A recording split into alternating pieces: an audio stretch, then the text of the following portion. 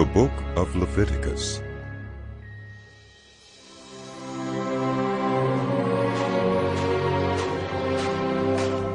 The Lord called to Moses and spoke to him from the tent of meeting. He said, "Speak to the Israelites and say to them, when you bring an offering to the Lord, bring as your offering an animal from either the herd or the flock. If the offering is a burnt offering from the herd, you are to offer a male without defect. You must present it at the entrance to the tent of meeting, so that you may be acceptable to the Lord. You are to lay your hand on the head of the burnt offering, and it will be accepted on your behalf to make atonement for you. You are to slaughter the young bull before the Lord, and then Aaron's sons, the priests, shall bring the blood and splash it against the sides of the altar at the entrance to the tent of meeting. You are to skin the burnt offering and cut it into pieces. The sons of Aaron the priest are to put fire on the altar and arrange wood on the fire. Then Aaron's sons, the priests, shall arrange the pieces, including the head and the fat, on the wood that is burning on the altar. You are to wash the internal organs and the legs with water, and the priest is to burn all of it on the altar. It is a burnt offering, a food offering, an aroma pleasing to the Lord. If the offering is a burnt offering from the flock, from either the sheep or the goats, you are to offer a male without defect. You are to slaughter it at the north side of the altar before the Lord, and Aaron's sons the priests shall splash its blood against the sides of the altar. You are to cut it into pieces, and the priest shall arrange them, including the head and the fat, on the wood that is burning on the altar. You are to wash the internal organs and the legs with water, and the priest is to bring all of them and burn them on the altar.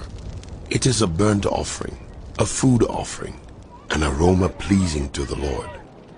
If the offering to the Lord is a burnt offering of birds, you are to offer a dove or a young pigeon. The priest shall bring it to the altar, wring off the head, and burn it on the altar. Its blood shall be drained out on the side of the altar. He is to remove the crop and the feathers and throw them down east of the altar where the ashes are. He shall tear it open by the wings, not dividing it completely, and then the priest shall burn it on the wood that is burning on the altar. It is a burnt offering, a food offering, an aroma pleasing to the Lord. When anyone brings a grain offering to the Lord, your offering is to be of the finest flour. You are to pour olive oil on it, put incense on it, and take it to Aaron's sons the priests. The priest shall take a handful of the flour and oil, together with all the incense, and burn this as a memorial portion on the altar, a food offering, an aroma pleasing to the Lord. The rest of the grain offering belongs to Aaron and his sons. It is a most holy part of the food offering presented to the Lord. If you bring a grain offering baked in an oven, it is to consist of the finest flour, either thick loaves made without yeast and with olive oil mixed in, or thin loaves made without yeast and brushed with olive oil. If your grain offering is prepared on a griddle, it is to be made of the finest flour mixed with oil and without yeast. Crumble it and pour oil on it. It is a grain offering. If your grain offering is cooked in a pan, it is to be made of the finest flour and some olive oil. Bring the grain offering made of these things to the Lord. Present it to the priest, who shall take it to the altar. He shall take out the memorial portion from the grain offering and burn it on the altar as a food offering, an aroma pleasing to the Lord. The rest of the grain offering belongs to Aaron and his sons. It is a most holy part of the food offerings presented to the Lord. Every grain offering you bring to the Lord must be made without yeast, for you are not to burn any yeast or honey in a food offering presented to the Lord. You may bring them to the Lord as an offering of the first fruits, but they are not to be offered on the altar as a pleasing aroma. Season all your grain offerings with salt. Do not leave the salt of the covenant of your God out of your grain offerings. Add salt to all your offerings. If you bring a grain offering of first fruits to the Lord, offer crushed heads of new grain roasted in the fire. Put oil and incense on it. It is a grain offering. The priest shall burn the memorial portion of the crushed grain and the oil, together with all the incense, as a food offering presented to the Lord. If your offering is a fellowship offering, and you offer an animal from the herd, whether male or female, you are to present before the Lord an animal without defect. You are to lay your hand on the head of your offering and slaughter it at the entrance to the tent of meeting. Then Aaron's sons, the priests, shall splash the blood against the sides of the altar. From the fellowship offering you are to bring a food offering to the Lord, the internal organs, and all the fat that is connected to them, both kidneys with the fat on them near the loins, and the long lobe of the liver, which you will remove with the kidneys. Then Aaron's sons are to burn it on the altar, on top of the burnt offering that is lying on the burning wood. It is a food offering, an aroma pleasing to the Lord. If you offer an animal from the flock as a fellowship offering to the Lord, you are to offer a male or female without defect. If you offer a lamb, you are to present it before the Lord. Lay your hand on its head and slaughter it in front of the tent of meeting. Then Aaron's sons shall splash its blood against the sides of the altar. From the fellowship offering, you are to bring a food offering to the Lord. Its fat, the entire fat tail cut off close to the backbone, the internal organs, and all the fat that is connected to them, both kidneys, with the fat on them near the loins, and the long lobe of the liver, which you will remove with the kidneys. The priest shall burn them on the altar as a food offering presented to the Lord. If your offering is a goat, you are to present it before the Lord. Lay your hand on its head and slaughter it in front of the tent of meeting. Then Aaron's sons shall splash its blood against the sides of the altar. From what you offer, you are to present this food offering to the Lord: the internal organs and all the fat that is connected to them, both kidneys with the fat on them near the loins, and the long lobe of the liver, which you will remove with the kidneys. The priest shall burn them on the altar as a food offering, a pleasing aroma. All the fat is the Lord's. This is a lasting ordinance for the generations to come. Wherever you live, you must not eat any fat or any blood. The Lord said to Moses, Say to the Israelites, when anyone sins unintentionally and does what is forbidden in any of the Lord's commands, if the anointed priest sins, bringing guilt on the people, he must bring to the Lord a young bull without defect as a sin offering for the sin he has committed. He is to present the bull at the entrance to the tent of meeting before the Lord. He is to lay his hand on its head and slaughter it there before the Lord. Then the anointed priest shall take some of the bull's blood and carry it into the tent of meeting. He is to dip his finger into the blood and sprinkle some of it 7 times before the Lord in front of the curtain of the sanctuary. The priest shall then put some of the blood on the horns of the altar of fragrant incense that is before the Lord in the tent of meeting.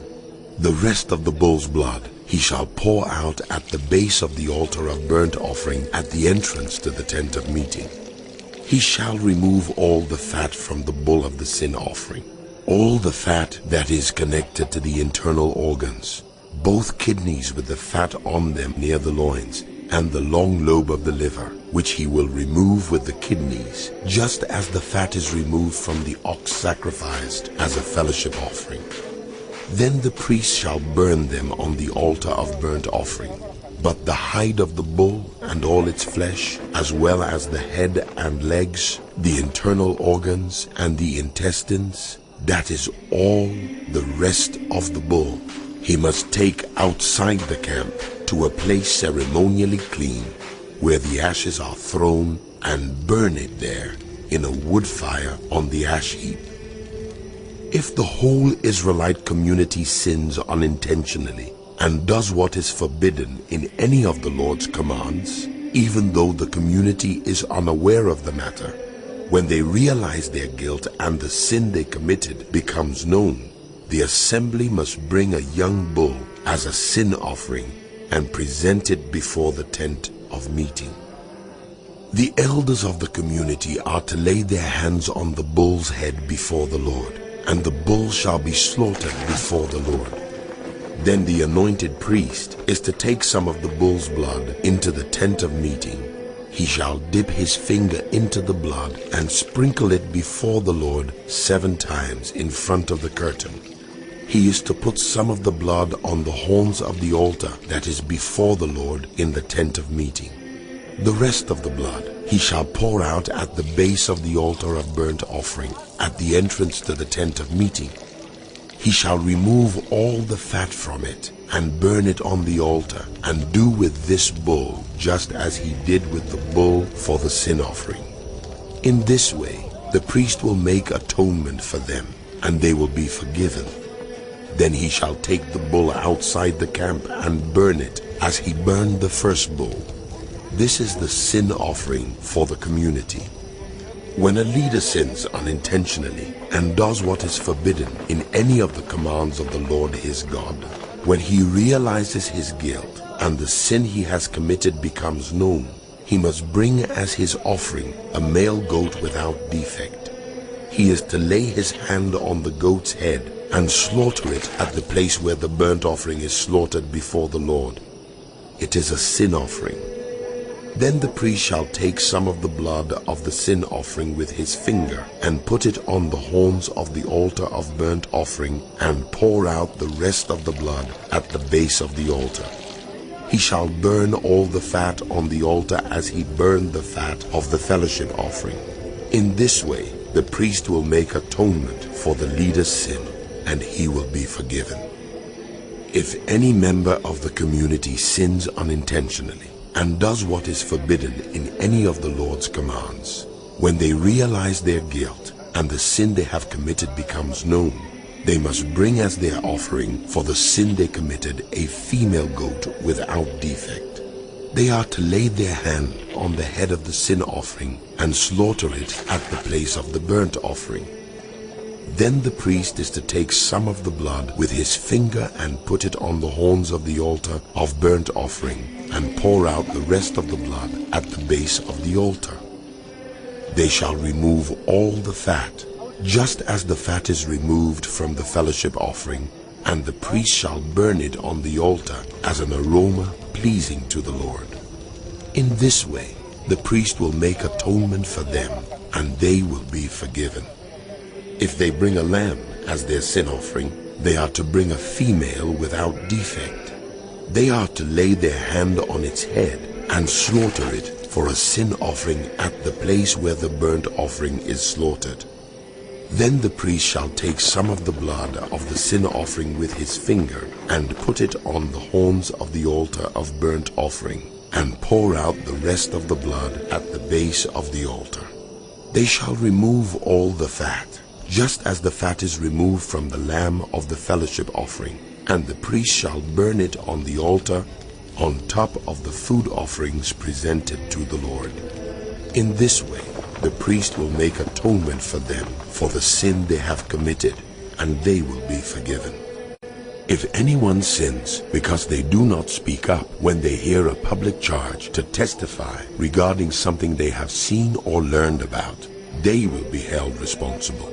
Or if anyone unwittingly touches anything ceremonially unclean, whether the carcass of an unclean animal, wild or domestic, or of any unclean creature that moves along the ground, and they are unaware that they have become unclean, but then they come to realize their guilt, or if they touch human uncleanness, anything that would make them unclean, even though they are unaware of it, but then they learn of it and realize their guilt, or if anyone thoughtlessly takes an oath to do anything, whether good or evil, in any matter one might carelessly swear about, even though they are unaware of it, but then they learn of it and realize their guilt.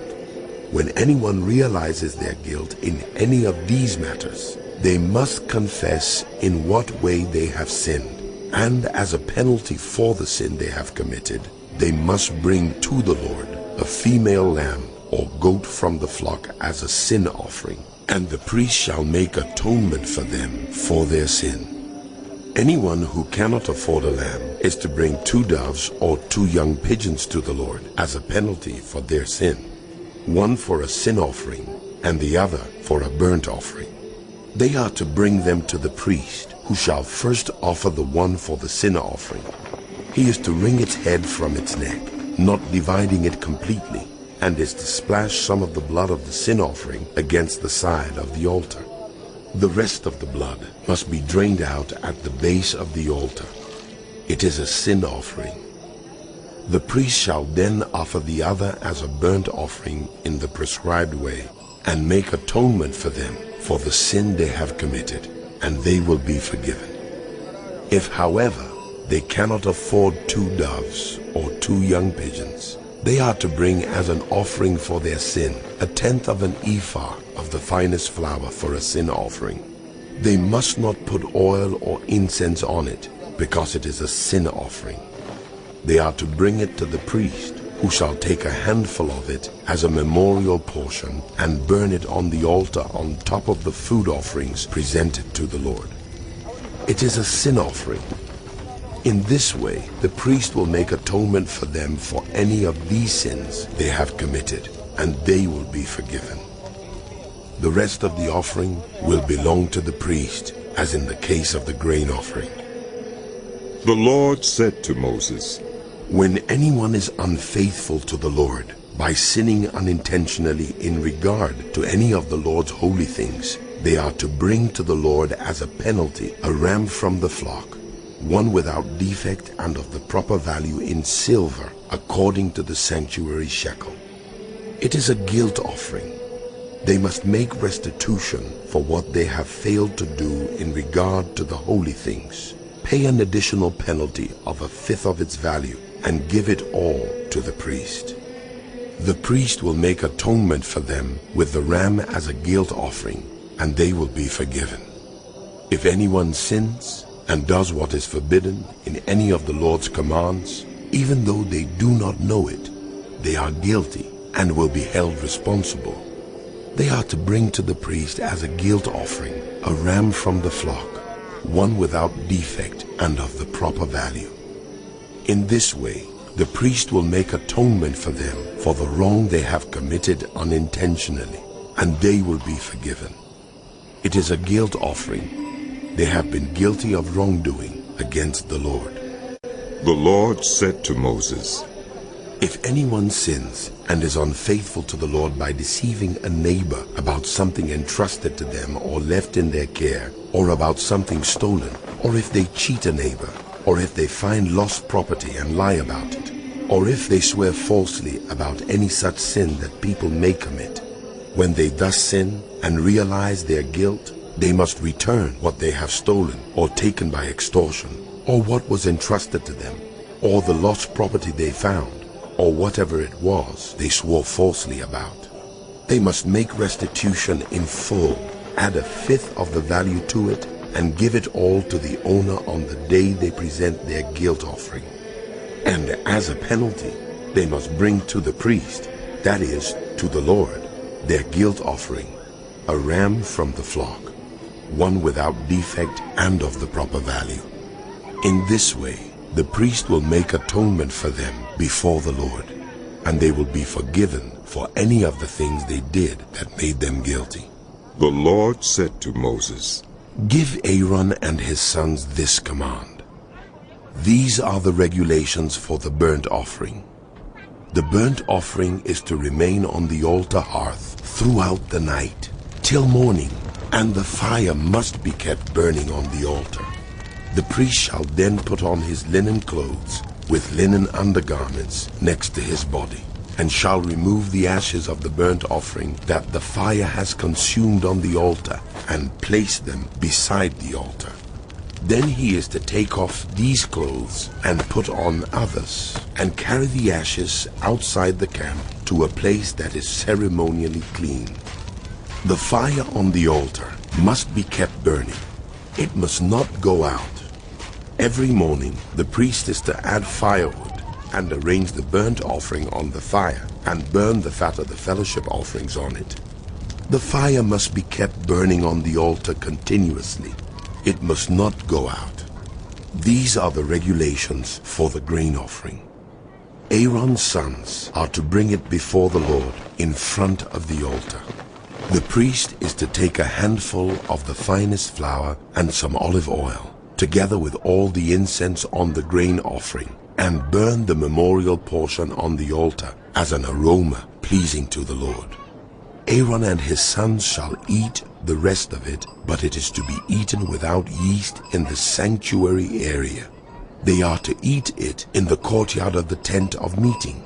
It must not be baked with yeast. I have given it as their share of the food offerings presented to me. Like the sin offering and the guilt offering, it is most holy. Any male descendant of Aaron may eat it. For all generations to come, it is his perpetual share of the food offerings presented to the Lord. Whatever touches them will become holy. The Lord also said to Moses, This is the offering Aaron and his sons are to bring to the Lord on the day he is anointed. 1/10 of an ephah of the finest flour as a regular grain offering, half of it in the morning and half in the evening. It must be prepared with oil on a griddle. Bring it well mixed and present the grain offering broken in pieces as an aroma pleasing to the Lord. The son who is to succeed him as anointed priest shall prepare it. It is the Lord's perpetual share and is to be burned completely. Every grain offering of a priest shall be burned completely. It must not be eaten. The Lord said to Moses, Say to Aaron and his sons, These are the regulations for the sin offering. The sin offering is to be slaughtered before the Lord in the place the burnt offering is slaughtered.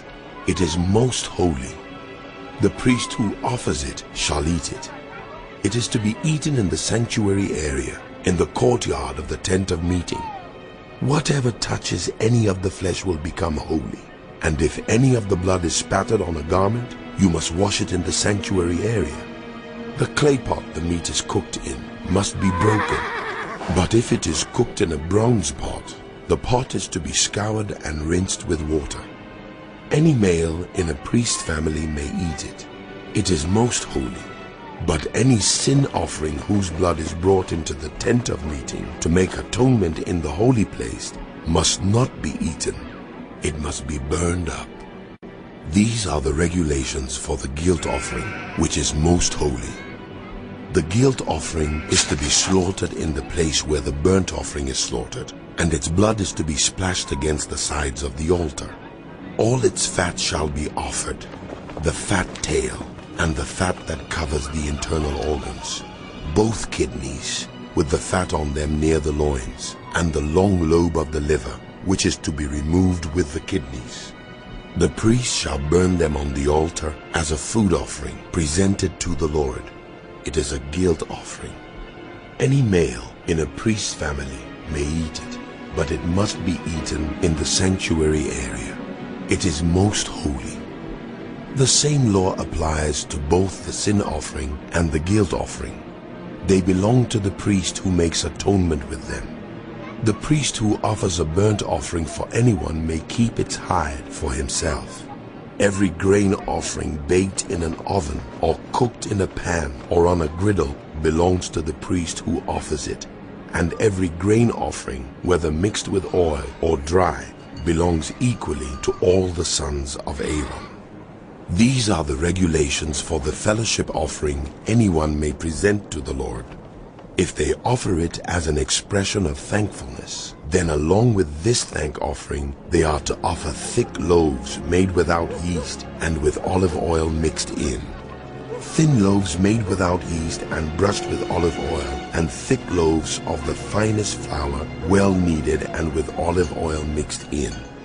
Along with their fellowship offering of thanksgiving, they are to present an offering with thick loaves of bread made with yeast. They are to bring one of each kind as an offering, the contribution to the Lord. It belongs to the priest who splashes the blood of the fellowship offering against the altar. The meat of their fellowship offering of thanksgiving must be eaten on the day it is offered. They must leave none of it till morning. If, however, their offering is the result of a vow or is a free will offering, the sacrifice shall be eaten on the day they offer it, but anything left over may be eaten on the next day. Any meat of the sacrifice left over till the third day must be burned up. If any meat of the fellowship offering is eaten on the third day, the one who offered it will not be accepted. It will not be reckoned to their credit, for it has become impure. The person who eats any of it will be held responsible. Meat that touches anything ceremonially unclean must not be eaten. It must be burned up. As for other meat, anyone ceremonially clean may eat it. But if anyone who is unclean eats any meat of the fellowship offering belonging to the Lord, they must be cut off from their people. Anyone who touches something unclean, whether human uncleanness or an unclean animal or any unclean creature that moves along the ground, and then eats any of the meat of the fellowship offering belonging to the Lord, must be cut off from their people. The Lord said to Moses, "Say to the Israelites, do not eat any of the fat of cattle, sheep, or goats. The fat of an animal found dead or torn by wild animals may be used for any other purpose, but you must not eat it. Anyone who eats the fat of an animal from which a food offering may be presented to the Lord must be cut off from their people. And wherever you live, you must not eat the blood of any bird or animal.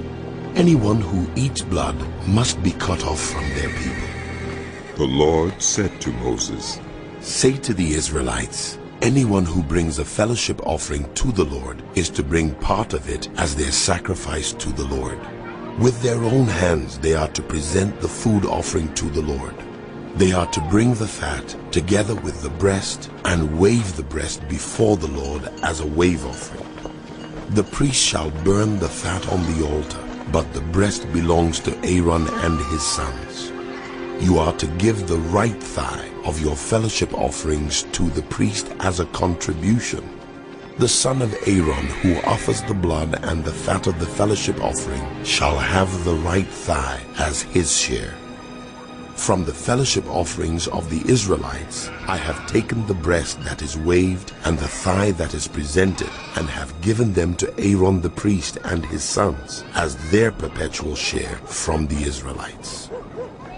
This is the portion of the food offerings presented to the Lord that were allotted to Aaron and his sons on the day they were presented to serve the Lord as priests. On the day they were anointed, the Lord commanded that the Israelites give this to them as their perpetual share for the generations to come. These then are the regulations for the burnt offering, the grain offering, the sin offering, the guilt offering, the ordination offering, and the fellowship offering, which the Lord gave Moses on Mount Sinai in the desert of Sinai, on the day he commanded the Israelites to bring their offerings to the Lord. The Lord said to Moses, "Bring Aaron and his sons, their garments, the anointing oil, the bull for the sin offering, the 2 rams, and the basket containing bread made without yeast, and gather the entire assembly at the entrance to the tent of meeting." Moses did as the Lord commanded him, and the assembly gathered at the entrance to the tent of meeting. Moses said to the assembly, "This is what the Lord has commanded to be done." Then Moses brought Aaron and his sons forward and washed them with water. He put the tunic on Aaron, tied the sash around him, clothed him with the robe, and put the ephod on him. He also fastened the ephod with a decorative waistband, which he tied around him. He placed the breastpiece on him and put the Urim and Thummim in the breastpiece. Then he placed the turban on Aaron's head and set the gold plate, the sacred emblem, on the front of it, as the Lord commanded Moses. Then Moses took the anointing oil and anointed the tabernacle and everything in it, and so consecrated them. He sprinkled some of the oil on the altar 7 times, anointing the altar and all its utensils, and the basin with its stand, to consecrate them. He poured some of the anointing oil on Aaron's head, and anointed him to consecrate him. Then he brought Aaron's sons forward, put tunics on them, tied sashes around them, and fastened caps on them, as the Lord commanded Moses. He then presented the bull for the sin offering, and Aaron and his sons laid their hands on its head. Moses slaughtered the bull and took some of the blood, and with his finger he put it on all the horns of the altar to purify the altar. He poured out the rest of the blood at the base of the altar.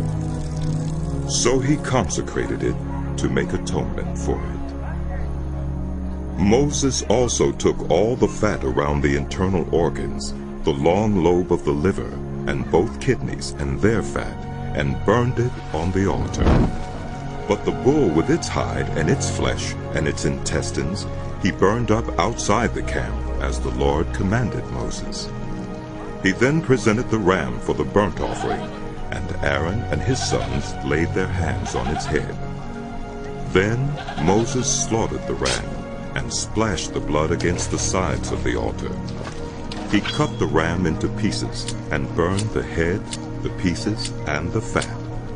He washed the internal organs and the legs with water, and burned the whole ram on the altar. It was a burnt offering, a pleasing aroma, a food offering presented to the Lord, as the Lord commanded Moses. He then presented the other ram, the ram for the ordination, and Aaron and his sons laid their hands on its head. Moses slaughtered the ram and took some of its blood, and put it on the lobe of Aaron's right ear, on the thumb of his right hand, and on the big toe of his right foot. Moses also brought Aaron's sons forward, and put some of the blood on the lobes of their right ears, on the thumbs of their right hands, and on the big toes of their right feet. Then he splashed blood against the sides of the altar. After that, he took the fat tail, all the fat around the internal organs, the long lobe of the liver, both kidneys and their fat, and the right thigh, and from the basket of bread made without yeast, which was before the Lord, he took one thick loaf with olive oil mixed in, and one thin loaf, and he put these on the fat portions, and on the right thigh. He put all these in the hands of Aaron and his sons, and they waved them before the Lord as a wave offering. Then Moses took them from their hands and burned them on the altar, on top of the burnt offering, as an ordination offering, a pleasing aroma, a food offering presented to the Lord. Moses also took the breast, which was his share of the ordination ram, and waved it before the Lord as a wave offering, as the Lord commanded Moses. Then Moses took some of the anointing oil and some of the blood from the altar, and sprinkled them on Aaron and his garments, and on his sons and their garments. So he consecrated Aaron and his garments, and his sons and their garments. Moses then said to Aaron and his sons, Cook the meat at the entrance to the tent of meeting, and eat it there with the bread from the basket of ordination offerings, as I was commanded. Aaron and his sons are to eat it. Then burn up the rest of the meat and the bread. Do not leave the entrance to the tent of meeting for 7 days, until the days of your ordination are completed. For your ordination will last 7 days. What has been done today was commanded by the Lord to make atonement for you. You must stay at the entrance to the tent of meeting day and night for 7 days, and do what the Lord requires. so you will not die. For that is what I have been commanded. So Aaron and his sons did everything the Lord commanded through Moses. On the 8th day, Moses summoned Aaron and his sons and the elders of Israel. He said to Aaron, Take a bull calf for your sin offering, and a ram for your burnt offering, both without defect, and present them before the Lord. Then say to the Israelites, Take a male goat for a sin offering, a calf and a lamb, both a year old and without defect, for a burnt offering, and an ox and a ram for a fellowship offering to sacrifice before the Lord, together with a grain offering mixed with olive oil, for today the Lord will appear to you. They took the things Moses commanded to the front of the tent of meeting, and the entire assembly came near and stood before the Lord. Then Moses said, This is what the Lord has commanded you to do, so that the glory of the Lord may appear to you. Moses said to Aaron, Come to the altar and sacrifice your sin offering and your burnt offering, and make atonement for yourself and the people. Sacrifice the offering that is for the people, and make atonement for them, as the Lord has commanded. So Aaron came to the altar and slaughtered the calf as a sin offering for himself. His sons brought the blood to him, and he dipped his finger into the blood and put it on the horns of the altar. The rest of the blood he poured out at the base of the altar. On the altar he burned the fat, the kidneys, and the long lobe of the liver from the sin offering, as the Lord commanded Moses. The flesh and the hide he burned up outside the camp. Then he slaughtered the burnt offering. His sons handed him the blood, and he splashed it against the sides of the altar. They handed him the burnt offering piece by piece, including the head, and he burned them on the altar. He washed the internal organs and the legs, and burned them on top of the burnt offering on the altar. Aaron then brought the offering that was for the people. He took the goat for the people's sin offering, and slaughtered it and offered it for a sin offering, as he did with the first one. He brought the burnt offering and offered it in the prescribed way. He also brought the grain offering, took a handful of it, and burned it on the altar in addition to the morning's burnt offering. He slaughtered the ox and the ram as the fellowship offering for the people. His sons handed him the blood, and he splashed it against the sides of the altar. But the fat portions of the ox and the ram, the fat tail, the layer of fat, the kidneys, and the long lobe of the liver, these they laid on the breasts, and then Aaron burned the fat on the altar. Aaron waved the breasts and the right thigh before the Lord as a wave offering, as Moses commanded. Then Aaron lifted his hands toward the people and blessed them. And having sacrificed the sin offering, the burnt offering, and the fellowship offering, he stepped down. Moses and Aaron then went into the tent of meeting. When they came out, they blessed the people, and the glory of the Lord appeared to all the people. Fire came out from the presence of the Lord and consumed the burnt offering and the fat portions on the altar. And when all the people saw it, they shouted for joy and fell face down. Aaron's sons, Nadab and Abihu, took their censers, put fire in them, and added incense, and they offered unauthorized fire before the Lord, contrary to his command. So fire came out from the presence of the Lord and consumed them, and they died before the Lord. Moses then said to Aaron, This is what the Lord spoke of when he said, Among those who approach me I will be proved holy. In the sight of all the people I will be honored. Aaron remained silent. Moses summoned Mishael and Elzaphan, sons of Aaron's uncle Uzziel, and said to them, Come here. Carry your cousins outside the camp, away from the front of the sanctuary. So they came and carried them, still in their tunics, outside the camp, as Moses ordered. Then Moses said to Aaron and his sons Eleazar and Ithamar, Do not let your hair become unkempt, and do not tear your clothes, or you will die, and the Lord will be angry with the whole community. But your relatives, all the house of Israel, may mourn for those the Lord has destroyed by fire. Do not leave the entrance of the tent of meeting, or you will die, because the Lord's anointing oil is on you. So they did as Moses said. Then the Lord said to Aaron, You and your sons are not to drink wine or other fermented drink whenever you go into the tent of meeting, or you will die. This is a lasting ordinance for the generations to come, so that you can distinguish between the holy and the common, between the unclean and the clean. And so you can teach the Israelites all the decrees the Lord has given them through Moses. Moses said to Aaron and his remaining sons, Eleazar and Ithamar, Take the grain offering left over from the food offerings prepared without yeast, and present it to the Lord, and eat it beside the altar, for it is most holy.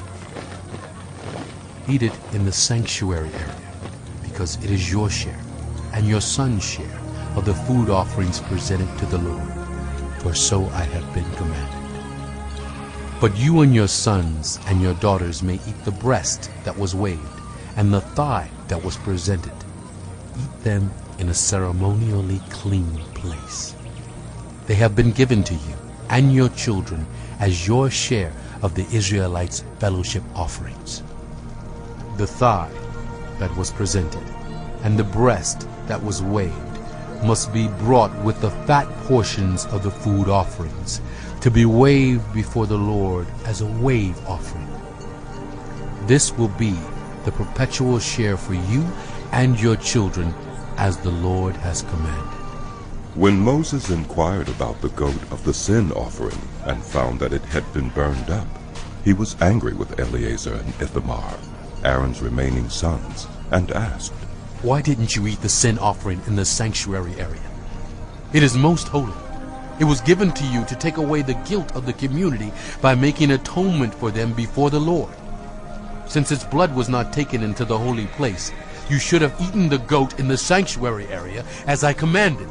Aaron replied to Moses, Today they sacrificed their sin offering and their burnt offering before the Lord. But such things as this have happened to me. Would the Lord have been pleased if I had eaten the sin offering today? When Moses heard this, he was satisfied. The Lord said to Moses and Aaron, Say to the Israelites, of all the animals that live on land, these are the ones you may eat. You may eat any animal that has a divided hoof and that chews the cud. There are some that only chew the cud or only have a divided hoof, but you must not eat them. The camel, though it chews the cud, does not have a divided hoof. It is ceremonially unclean for you. The hyrax, though it chews the cud, does not have a divided hoof. It is unclean for you. The rabbit, though it chews the cud, does not have a divided hoof. It is unclean for you. And the pig, though it has a divided hoof, does not chew the cud. It is unclean for you. You must not eat their meat or touch their carcasses. They are unclean for you. Of all the creatures living in the water of the seas and the streams, you may eat any that have fins and scales. But all creatures in the seas or streams that do not have fins and scales, whether among all the swarming things or among all the other living creatures in the water, you are to regard as unclean. And since you are to regard them as unclean, you must not eat their meat. You must regard their carcasses as unclean. Anything living in the water that does not have fins and scales is to be regarded as unclean by you. These are the birds you are to regard as unclean and not eat, because they are unclean. The eagle, the vulture, the black vulture, the red kite, any kind of black kite, any kind of raven, the horned owl, the screech owl, the gull, any kind of hawk, the little owl, the cormorant, the great owl, the white owl, the desert owl, the osprey, the stork, any kind of heron, the hoopoe, and the bat. All flying insects that walk on all fours are to be regarded as unclean by you. There are, however, some flying insects that walk on all fours that you may eat. Those that have jointed legs for hopping on the ground. Of these you may eat any kind of locust, katydid, cricket, or grasshopper. But all other flying insects that have 4 legs you are to regard as unclean. You will make yourselves unclean by these. Whoever touches their carcasses will be unclean till evening.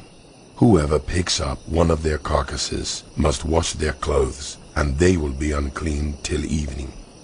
Every animal that does not have a divided hoof, or that does not chew the cud, is unclean for you. Whoever touches the carcass of any of them will be unclean. Of all the animals that walk on all fours, those that walk on their paws are unclean for you. Whoever touches their carcasses will be unclean till evening. Anyone who picks up their carcasses must wash their clothes, and they will be unclean till evening. These animals are unclean for you.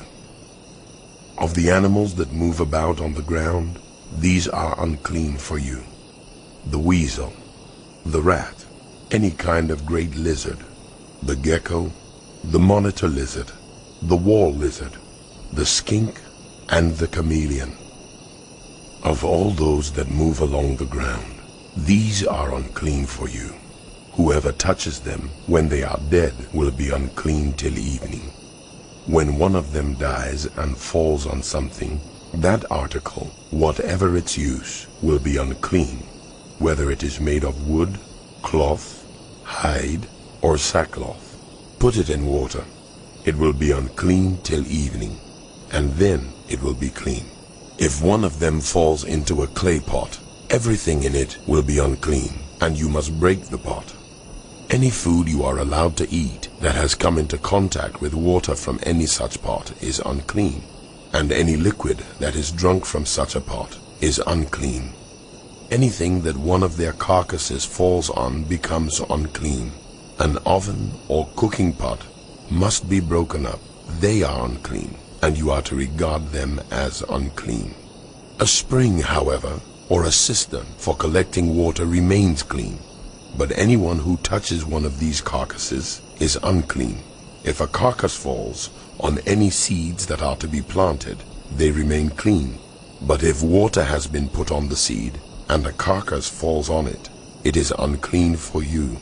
If an animal that you are allowed to eat dies, anyone who touches its carcass will be unclean till evening.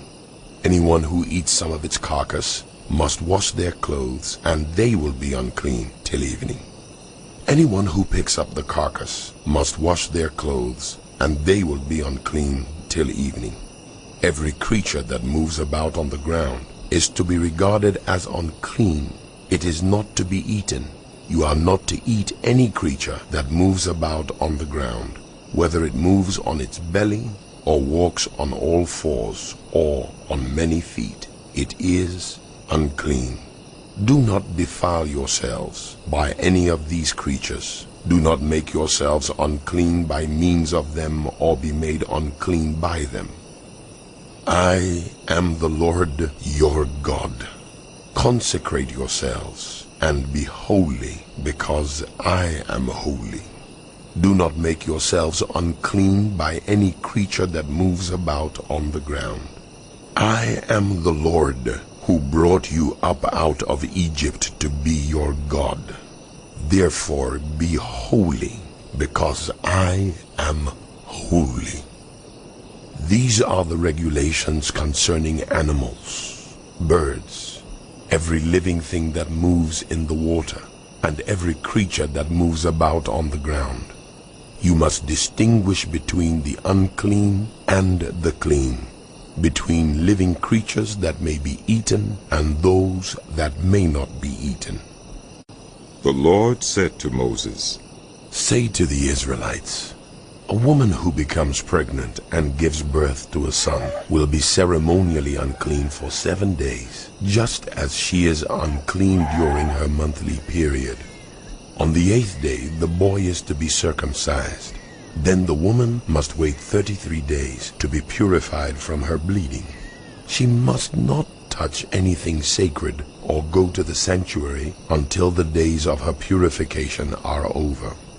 If she gives birth to a daughter, for 2 weeks the woman will be unclean as during her period. Then she must wait 66 days to be purified from her bleeding. When the days of her purification for a son or daughter are over, she is to bring to the priest at the entrance to the tent of meeting a year-old lamb for a burnt offering and a young pigeon or a dove for a sin offering. He shall offer them before the Lord to make atonement for her, and then she will be ceremonially clean from her flow of blood. These are the regulations for the woman who gives birth to a boy or a girl. If she cannot afford a lamb, she is to bring 2 doves or 2 young pigeons, one for a burnt offering and the other for a sin offering. In this way, the priest will make atonement for her, and she will be clean.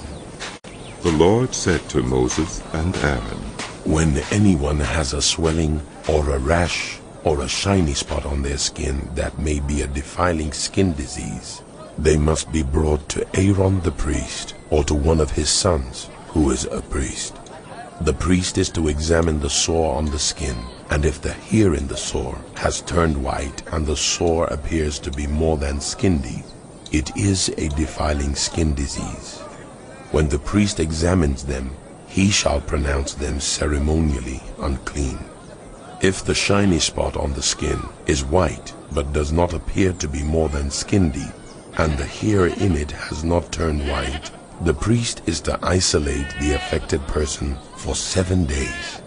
On the 7th day, the priest is to examine them, and if he sees that the sore is unchanged and has not spread in the skin, he is to isolate them for another 7 days.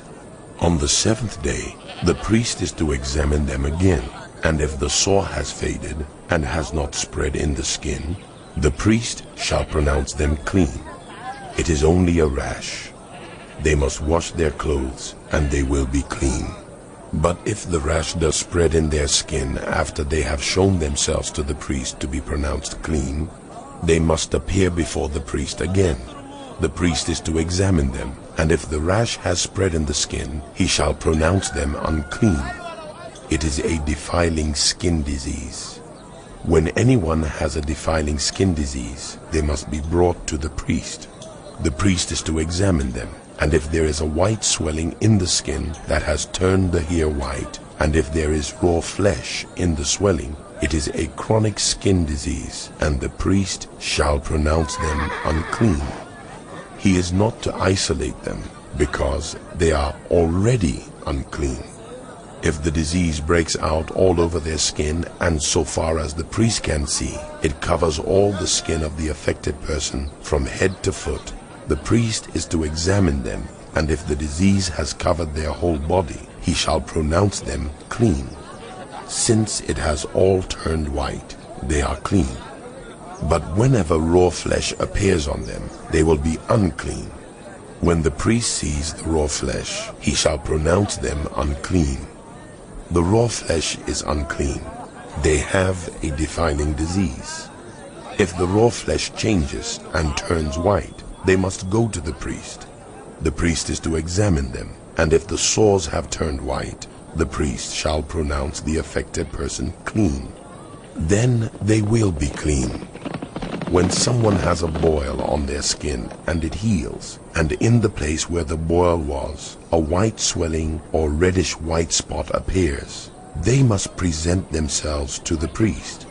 The priest is to examine it, and if it appears to be more than skin deep, and the hair in it has turned white, the priest shall pronounce them unclean. It is a defiling skin disease that has broken out where the boil was. But if when the priest examines it, there is no white hair in it, and it is not more than skin deep and has faded, Then the priest is to isolate them for 7 days. If it is spreading in the skin, the priest shall pronounce them unclean. It is a defiling disease. But if the spot is unchanged and has not spread, it is only a scar from the boil, and the priest shall pronounce them clean. When someone has a burn on their skin, and a reddish white or white spot appears in the raw flesh of the burn, the priest is to examine the spot, and if the hair in it has turned white, and it appears to be more than skin deep, it is a defiling disease that has broken out in the burn. The priest shall pronounce them unclean. It is a defiling skin disease. But if the priest examines it, and there is no white hair in the spot, and if it is not more than skin deep and has faded, then the priest is to isolate them for 7 days. On the 7th day, the priest is to examine them, and if it is spreading in the skin, the priest shall pronounce them unclean. It is a defiling skin disease. If, however, the spot is unchanged and has not spread in the skin, but has faded, it is a swelling from the burn, and the priest shall pronounce them clean. It is only a scar from the burn. If a man or woman has a sore on their head or chin, the priest is to examine the sore, and if it appears to be more than skin deep, and the hair in it is yellow and thin, the priest shall pronounce them unclean. It is a defiling skin disease on the head or chin. But if when the priest examines the sore, it does not seem to be more than skin deep, and there is no black hair in it, then the priest is to isolate the affected person for 7 days. On the 7th day, the priest is to examine the sore, and if it has not spread, and there is no yellow hair in it, and it does not appear to be more than skin deep, then the man or woman must shave themselves, except for the affected area, and the priest is to keep them isolated another 7 days. On the 7th day, the priest is to examine the sore, and if it has not spread in the skin, and appears to be no more than skin deep, the priest shall pronounce the man or woman clean. They must wash their clothes, and they will be clean. But if the sore does spread in the skin after they are pronounced clean, the priest is to examine them, and if he finds that the sore has spread in the skin, he does not need to look for yellow hair. They are unclean. If, however, the sore is unchanged so far as the priest can see, and if black hair has grown in it, the affected person is healed. They are clean, and the priest shall pronounce them clean. When a man or woman has white spots on the skin, the priest is to examine them, and if the spots are dull white, it is a harmless rash that has broken out on the skin. They are clean. A man who has lost his hair and is bald is clean. If he has lost his hair from the front of his scalp and has a bald forehead, he is clean. But if he has a reddish white sore on his bald head or forehead, it is a defiling disease breaking out on his head or forehead. The priest is to examine him, and if the swollen sore on his head or forehead is reddish white like a defiling skin disease, the man is diseased and is unclean. The priest shall pronounce him unclean because of the sore on his head. Anyone with such a defiling disease must wear torn clothes.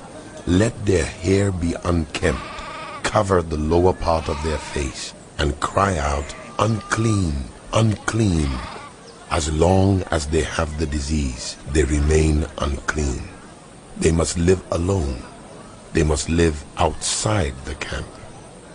As for any fabric that is spoiled with a defiling mold, any woolen or linen clothing, any woven or knitted material of linen or wool, any leather or anything made of leather, if the affected area in the fabric, the leather, the woven or knitted material, or any leather article is greenish or reddish, it is a defiling mold and must be shown to the priest.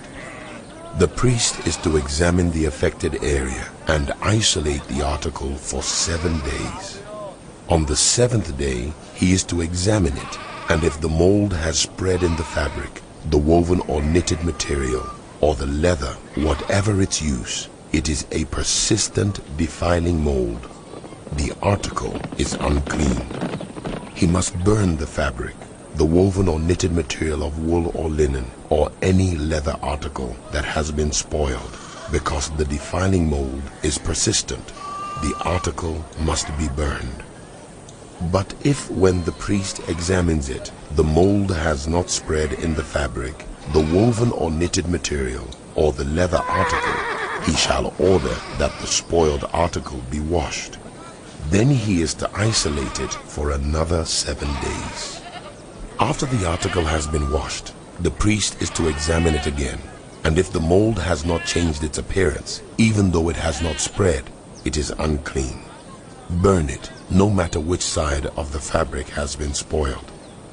If when the priest examines it, the mold has faded after the article has been washed, he is to tear the spoiled part out of the fabric, the leather, or the woven or knitted material. But if it reappears in the fabric, in the woven or knitted material, or in the leather article, it is a spreading mold. Whatever has the mold must be burned. Any fabric, woven or knitted material, or any leather article that has been washed and is rid of the mold must be washed again. Then it will be clean. These are the regulations concerning defiling molds in woolen or linen clothing, woven or knitted material, or any leather article, for pronouncing them clean or unclean. The Lord said to Moses, These are the regulations for any diseased person at the time of their ceremonial cleansing when they are brought to the priest. The priest is to go outside the camp and examine them. If they have been healed of their defiling skin disease, the priest shall order that 2 live clean birds and some cedar wood, scarlet yarn, and hyssop be brought for the person to be cleansed. Then the priest shall order that one of the birds be killed over fresh water in a clay pot. He is then to take the live bird and dip it, together with the cedar wood, the scarlet yarn, and the hyssop, into the blood of the bird that was killed over the fresh water. 7 times he shall sprinkle the one to be cleansed of the defiling disease, and then pronounce them clean. After that, he is to release the live bird in the open fields. The person to be cleansed must wash their clothes, shave off all their hair, and bathe with water. Then they will be ceremonially clean. After this, they may come into the camp, but they must stay outside their tent for 7 days. On the 7th day, they must shave off all their hair. They must shave their head, their beard, their eyebrows, and the rest of their hair. They must wash their clothes and bathe themselves with water, and they will be clean. On the 8th day, they must bring 2 male lambs and 1 ewe lamb a year old, each without defect, along with 3/10 of an ephah of the finest flour mixed with olive oil for a grain offering, and 1 log of oil. The priest who pronounces them clean shall present both the one to be cleansed and their offerings before the Lord at the entrance to the tent of meeting. Then the priest is to take 1 of the male lambs and offer it as a guilt offering, along with the log of oil. He shall wave them before the Lord as a wave offering. He is to slaughter the lamb in the sanctuary area where the sin offering and the burnt offering are slaughtered. Like the sin offering, the guilt offering belongs to the priest. It is most holy. The priest is to take some of the blood of the guilt offering and put it on the lobe of the right ear of the one to be cleansed, on the thumb of their right hand, and on the big toe of their right foot. The priest shall then take some of the log of oil, pour it in the palm of his own left hand, dip his right forefinger into the oil in his palm, and with his finger sprinkle some of it before the Lord 7 times. The priest is to put some of the oil remaining in his palm on the lobe of the right ear, of the one to be cleansed, on the thumb of their right hand, and on the big toe of their right foot, on top of the blood of the guilt offering.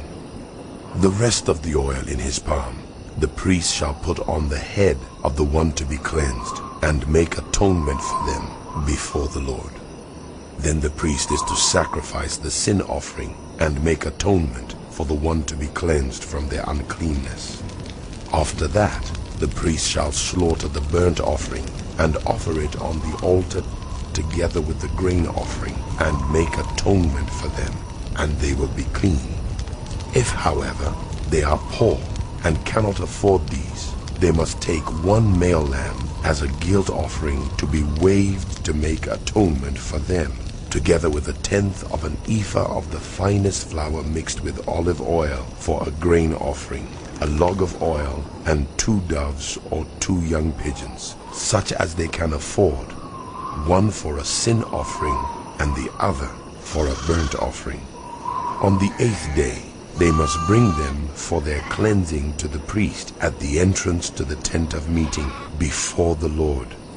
The priest is to take the lamb for the guilt offering together with the log of oil and wave them before the Lord as a wave offering. He shall slaughter the lamb for the guilt offering and take some of its blood and put it on the lobe of the right ear of the one to be cleansed, on the thumb of their right hand, and on the big toe of their right foot. The priest is to pour some of the oil into the palm of his own left hand, and with his right forefinger sprinkle some of the oil from his palm 7 times before the Lord. Some of the oil in his palm he is to put on the same places he put the blood of the guilt offering, on the lobe of the right ear of the one to be cleansed, on the thumb of their right hand, and on the big toe of their right foot. The rest of the oil in his palm the priest shall put on the head of the one to be cleansed, to make atonement for them before the Lord. Then he shall sacrifice the doves or the young pigeons, such as the person can afford, one as a sin offering and the other as a burnt offering, together with the grain offering. In this way the priest will make atonement before the Lord on behalf of the one to be cleansed. These are the regulations for anyone who has a defiling skin disease and who cannot afford the regular offerings for their cleansing. The Lord said to Moses and Aaron, When you enter the land of Canaan, which I am giving you as your possession, and I put a spreading mold in a house in that land, the owner of the house must go and tell the priest, I have seen something that looks like a defiling mold in my house. The priest is to order the house to be emptied before he goes in to examine the mold, so that nothing in the house will be pronounced unclean. After this, the priest is to go in and inspect the house. He is to examine the mold on the walls, and if it has greenish or reddish depressions that appear to be deeper than the surface of the wall, the priest shall go out the doorway of the house and close it up for 7 days. On the 7th day, the priest shall return to inspect the house. If the mold has spread on the walls, he is to order that the contaminated stones be torn out and thrown into an unclean place outside the town. He must have all the inside walls of the house scraped and the material that is scraped off dumped into an unclean place outside the town. Then they are to take other stones to replace these, and take new clay and plaster the house. If the defiling mold reappears in the house after the stones have been torn out and the house scraped and plastered, the priest is to go and examine it. And if the mold has spread in the house, it is a persistent defiling mold. The house is unclean. It must be torn down, its stones, timbers, and all the plaster, and taken out of the town to an unclean place. Anyone who goes into the house while it is closed up will be unclean till evening. Anyone who sleeps or eats in the house must wash their clothes. But if the priest comes to examine it and the mold has not spread after the house has been plastered, he shall pronounce the house clean, because the defiling mold is gone. To purify the house, he is to take 2 birds and some cedar wood, scarlet yarn, and hyssop. He shall kill one of the birds over fresh water in a clay pot. Then he is to take the cedar wood, the hyssop, the scarlet yarn, and the live bird, dip them into the blood of the dead bird and the fresh water, and sprinkle the house 7 times. He shall purify the house with the bird's blood, the fresh water, the live bird, the cedar wood, the hyssop, and the scarlet yarn. Then he is to release the live bird in the open fields outside the town. In this way he will make atonement for the house, and it will be clean. These are the regulations for any defiling skin disease, for a sore, for defiling molds in fabric or in a house, and for a swelling, a rash, or a shiny spot, to determine when something is clean or unclean. These are the regulations for defiling skin diseases and defiling molds. The Lord said to Moses and Aaron, Speak to the Israelites, and say to them, when any man has an unusual bodily discharge, such a discharge is unclean. Whether it continues flowing from his body or is blocked, it will make him unclean. This is how his discharge will bring about uncleanness. Any bed the man with a discharge lies on will be unclean, and anything he sits on will be unclean. Anyone who touches his bed must wash their clothes and bathe with water, and they will be unclean till evening. Whoever sits on anything that the man with a discharge sat on must wash their clothes and bathe with water, and they will be unclean till evening. Whoever touches the man who has a discharge must wash their clothes and bathe with water, and they will be unclean till evening. If the man with the discharge spits on anyone who is clean, they must wash their clothes and bathe with water, and they will be unclean till evening. Everything the man sits on when riding will be unclean, and whoever touches any of the things that were under him will be unclean till evening. Whoever picks up those things must wash their clothes and bathe with water, and they will be unclean till evening. Anyone the man with a discharge touches without rinsing his hands with water must wash their clothes and bathe with water, and they will be unclean till evening. A clay pot that the man touches must be broken, and any wooden article is to be rinsed with water. When a man is cleansed from his discharge, he is to count off 7 days for his ceremonial cleansing. He must wash his clothes and bathe himself with fresh water, and he will be clean. On the 8th day he must take 2 doves or 2 young pigeons and come before the Lord to the entrance to the tent of meeting and give them to the priest. The priest is to sacrifice them, the one for a sin offering and the other for a burnt offering. In this way he will make atonement before the Lord for the man because of his discharge. When a man has an emission of semen, he must bathe his whole body with water, and he will be unclean till evening. Any clothing or leather that has semen on it must be washed with water, and it will be unclean till evening. When a man has sexual relations with a woman, and there is an emission of semen, both of them must bathe with water, and they will be unclean till evening. When a woman has her regular flow of blood, the impurity of her monthly period will last 7 days, and anyone who touches her will be unclean till evening. Anything she lies on during her period will be unclean, and anything she sits on will be unclean. Anyone who touches her bed will be unclean. They must wash their clothes and bathe with water, and they will be unclean till evening. Anyone who touches anything she sits on will be unclean. They must wash their clothes and bathe with water, and they will be unclean till evening. Whether it is the bed or anything she was sitting on, anyone who touches it will be unclean till evening. If a man has sexual relations with her, and her monthly flow touches him, he will be unclean for 7 days. Any bed he lies on will be unclean. When a woman has a discharge of blood for many days at a time, other than her monthly period, or has a discharge that continues beyond her period, she will be unclean as long as she has the discharge, just as in the days of her period.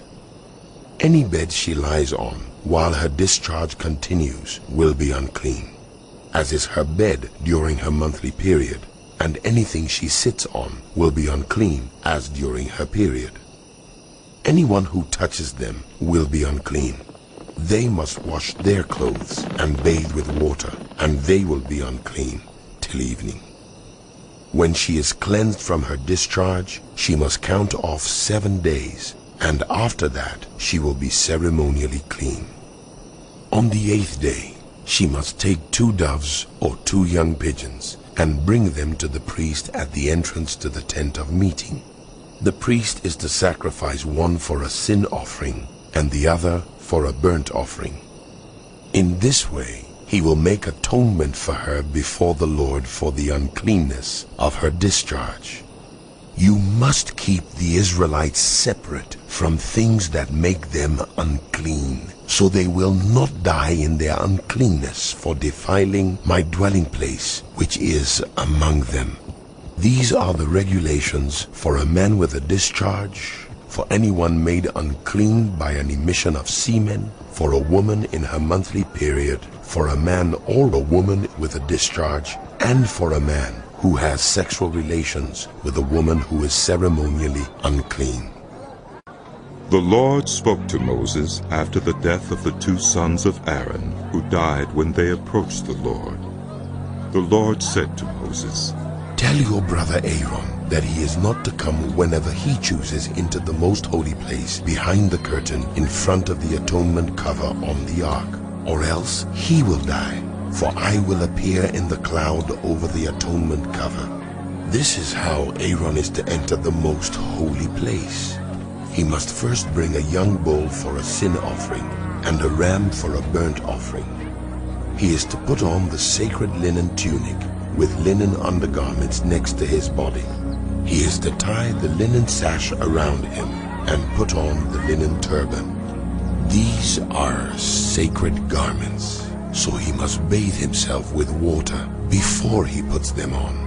From the Israelite community, he is to take 2 male goats for a sin offering and a ram for a burnt offering. Aaron is to offer the bull for his own sin offering to make atonement for himself and his household. Then he is to take the 2 goats and present them before the Lord at the entrance to the tent of meeting. He is to cast lots for the 2 goats, 1 lot for the Lord and the other for the scapegoat. Aaron shall bring the goat whose lot falls to the Lord and sacrifice it for a sin offering. But the goat chosen by lot as the scapegoat shall be presented alive before the Lord to be used for making atonement by sending it into the wilderness as a scapegoat. Aaron shall bring the bull for his own sin offering to make atonement for himself and his household, and he is to slaughter the bull for his own sin offering. He is to take a censer full of burning coals from the altar before the Lord, and 2 handfuls of finely ground fragrant incense, and take them behind the curtain. He is to put the incense on the fire before the Lord, and the smoke of the incense will conceal the atonement cover above the tablets of the covenant law, so that he will not die. He is to take some of the bull's blood, and with his finger sprinkle it on the front of the atonement cover. Then he shall sprinkle some of it with his finger 7 times before the atonement cover. He shall then slaughter the goat for the sin offering for the people, and take its blood behind the curtain, and do with it as he did with the bull's blood. He shall sprinkle it on the atonement cover and in front of it. In this way, he will make atonement for the most holy place because of the uncleanness and rebellion of the Israelites, whatever their sins have been. He is to do the same for the tent of meeting, which is among them in the midst of their uncleanness. No one is to be in the tent of meeting from the time Aaron goes in to make atonement in the most holy place until he comes out, having made atonement for himself, his household, and the whole community of Israel. Then he shall come out to the altar that is before the Lord, and make atonement for it. He shall take some of the bull's blood and some of the goat's blood, and put it on all the horns of the altar. He shall sprinkle some of the blood on it with his finger 7 times to cleanse it, and to consecrate it from the uncleanness of the Israelites. When Aaron has finished making atonement for the most holy place, the tent of meeting, and the altar, he shall bring forward the live goat. He is to lay both hands on the head of the live goat and confess over it all the wickedness and rebellion of the Israelites, all their sins, and put them on the goat's head. He shall send the goat away into the wilderness in the care of someone appointed for the task. The goat will carry on itself all their sins to a remote place, and the man shall release it in the wilderness. Then Aaron is to go into the tent of meeting and take off the linen garments he put on before he entered the most holy place, and he is to leave them there. He shall bathe himself with water in the sanctuary area and put on his regular garments. Then he shall come out and sacrifice the burnt offering for himself and the burnt offering for the people, to make atonement for himself and for the people. He shall also burn the fat of the sin offering on the altar. The one who releases the goat as a scapegoat must wash his clothes and bathe himself with water. Afterward, he may come into the camp. The bull and the goat for the sin offerings, whose blood was brought into the most holy place to make atonement, must be taken outside the camp. Their hides, flesh, and intestines are to be burned up. The man who burns them must wash his clothes and bathe himself with water. Afterward, he may come into the camp. This is to be a lasting ordinance for you. On the 10th day of the 7th month, you must deny yourselves and not do any work, whether native born or a foreigner residing among you, because on this day atonement will be made for you to cleanse you. Then before the Lord you will be clean from all your sins. It is a day of Sabbath rest, and you must deny yourselves. It is a lasting ordinance. The priest who is anointed and ordained to succeed his father as high priest is to make atonement. He is to put on the sacred linen garments and make atonement for the most holy place, for the tent of meeting and the altar, and for the priests and all the members of the community. This is to be a lasting ordinance for you. Atonement is to be made once a year for all the sins of the Israelites. And it was done as the Lord commanded Moses. The Lord said to Moses, "Speak to Aaron and his sons, and to all the Israelites, and say to them, This is what the Lord has commanded. Any Israelite who sacrifices an ox, a lamb, or a goat in the camp or outside of it instead of bringing it to the entrance to the tent of meeting to present it as an offering to the Lord in front of the tabernacle of the Lord, such persons shall be considered guilty of bloodshed. They have shed blood and must be cut off from their people.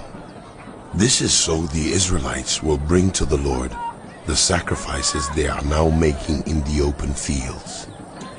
They must bring them to the priest, that is, to the Lord, at the entrance to the tent of meeting, and sacrifice them as fellowship offerings.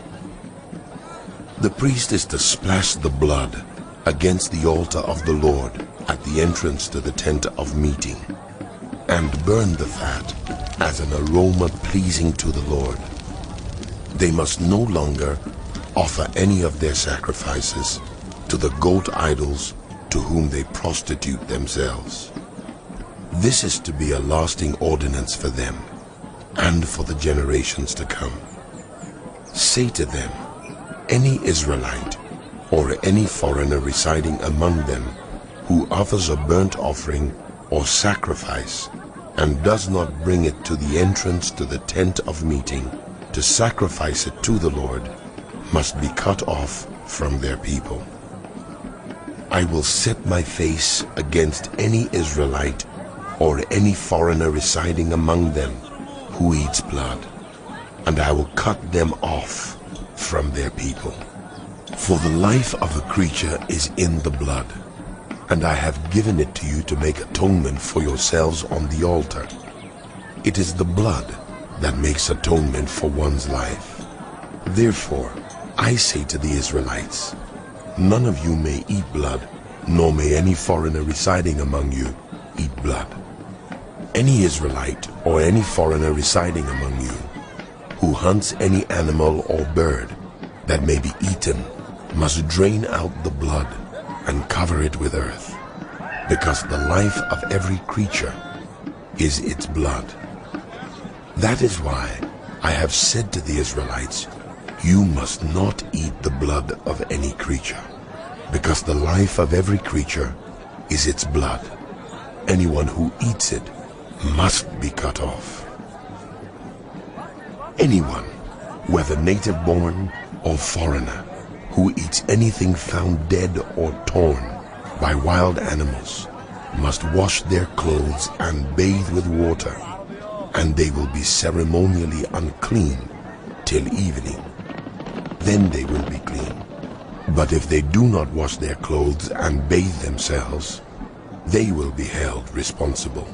The Lord said to Moses, Speak to the Israelites and say to them, I am the Lord your God. You must not do as they do in Egypt, where you used to live. And you must not do as they do in the land of Canaan, where I am bringing you. Do not follow their practices. You must obey my laws and be careful to follow my decrees. I am the Lord your God. Keep my decrees and laws, for whoever obeys them will live by them. I am the Lord. No one is to approach any close relative to have sexual relations. I am the Lord. Do not dishonor your father by having sexual relations with your mother. She is your mother. Do not have relations with her. Do not have sexual relations with your father's wife. That would dishonor your father. Do not have sexual relations with your sister, either your father's daughter or your mother's daughter, whether she was born in the same home or elsewhere. Do not have sexual relations with your son's daughter or your daughter's daughter. That would dishonor you. Do not have sexual relations with the daughter of your father's wife, born to your father. She is your sister. Do not have sexual relations with your father's sister. She is your father's close relative. Do not have sexual relations with your mother's sister, because she is your mother's close relative. Do not dishonor your father's brother by approaching his wife to have sexual relations. She is your aunt. Do not have sexual relations with your daughter-in-law. She is your son's wife. Do not have relations with her. Do not have sexual relations with your brother's wife. That would dishonor your brother. Do not have sexual relations with both a woman and her daughter. Do not have sexual relations with either her son's daughter or her daughter's daughter. They are her close relatives. That is wickedness. Do not take your wife's sister as a rival wife and have sexual relations with her while your wife is living. Do not approach a woman to have sexual relations during the uncleanness of her monthly period. Do not have sexual relations with your neighbor's wife and defile yourself with her. Do not give any of your children to be sacrificed to Moloch, for you must not profane the name of your God. I am the Lord. Do not have sexual relations with a man as one does with a woman. That is detestable. Do not have sexual relations with an animal and defile yourself with it. A woman must not present herself to an animal to have sexual relations with it. That is a perversion. Do not defile yourselves in any of these ways, because this is how the nations that I am going to drive out before you became defiled. Even the land was defiled, so I punished it for its sin, and the land vomited out its inhabitants. But you must keep my decrees and my laws. The native-born and the foreigners residing among you must not do any of these detestable things, for all these things were done by the people who lived in the land before you, and the land became defiled. And if you defile the land, it will vomit you out as it vomited out the nations that were before you. Everyone who does any of these detestable things, such persons must be cut off from their people.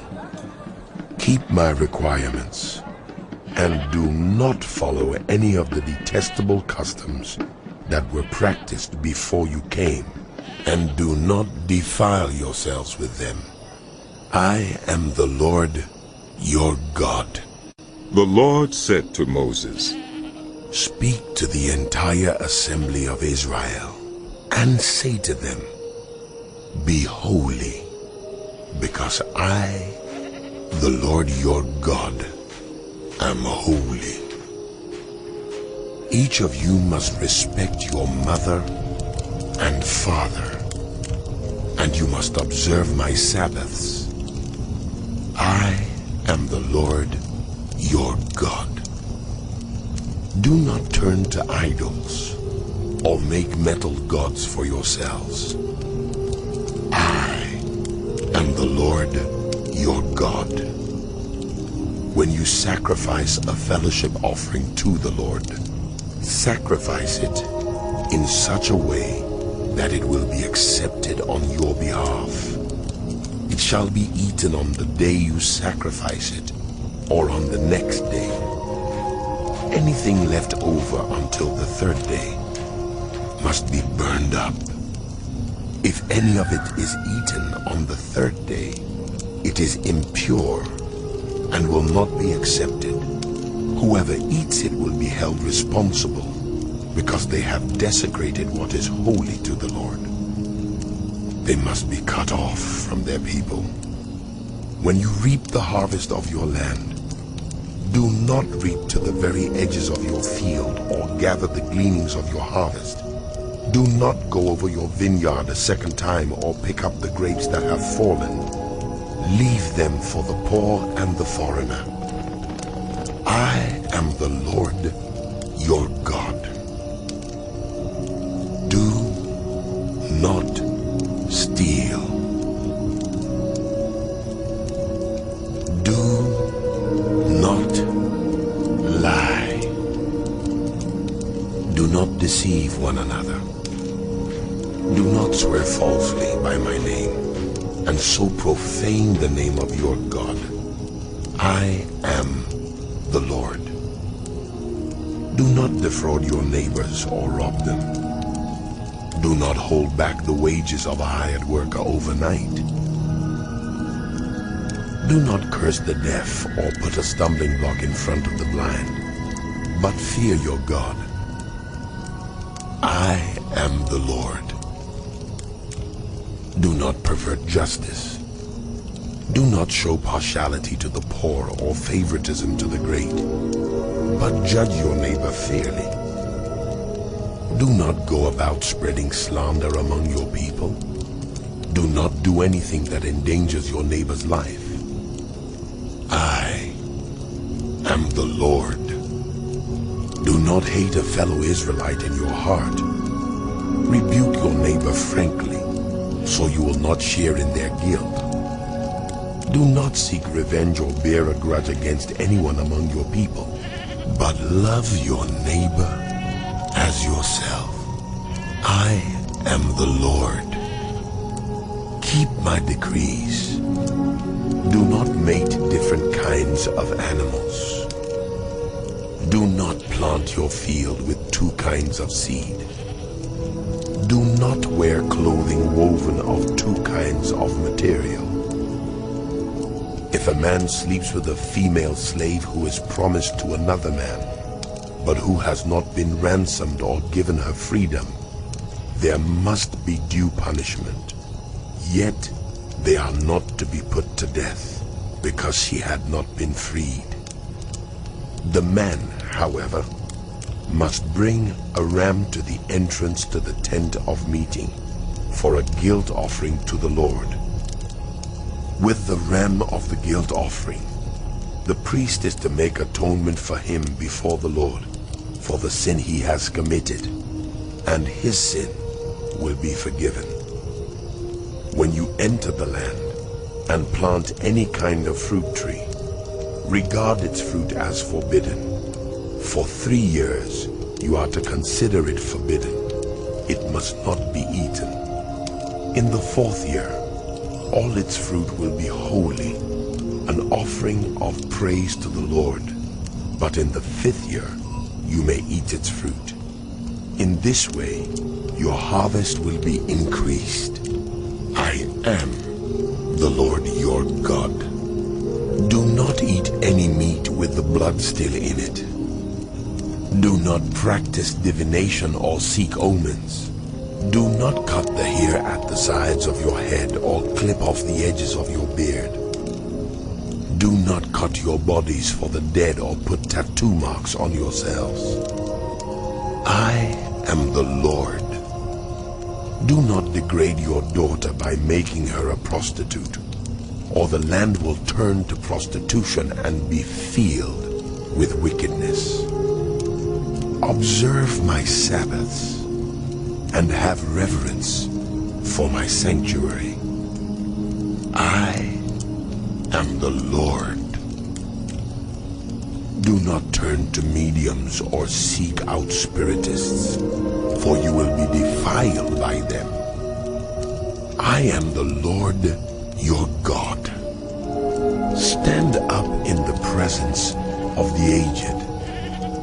Show respect for the elderly and revere your God. I am the Lord. When foreigners reside among you in your land, do not mistreat them. The foreigners residing among you must be treated as your native born. Love them as yourself, for you were foreigners in Egypt. I am the Lord your God.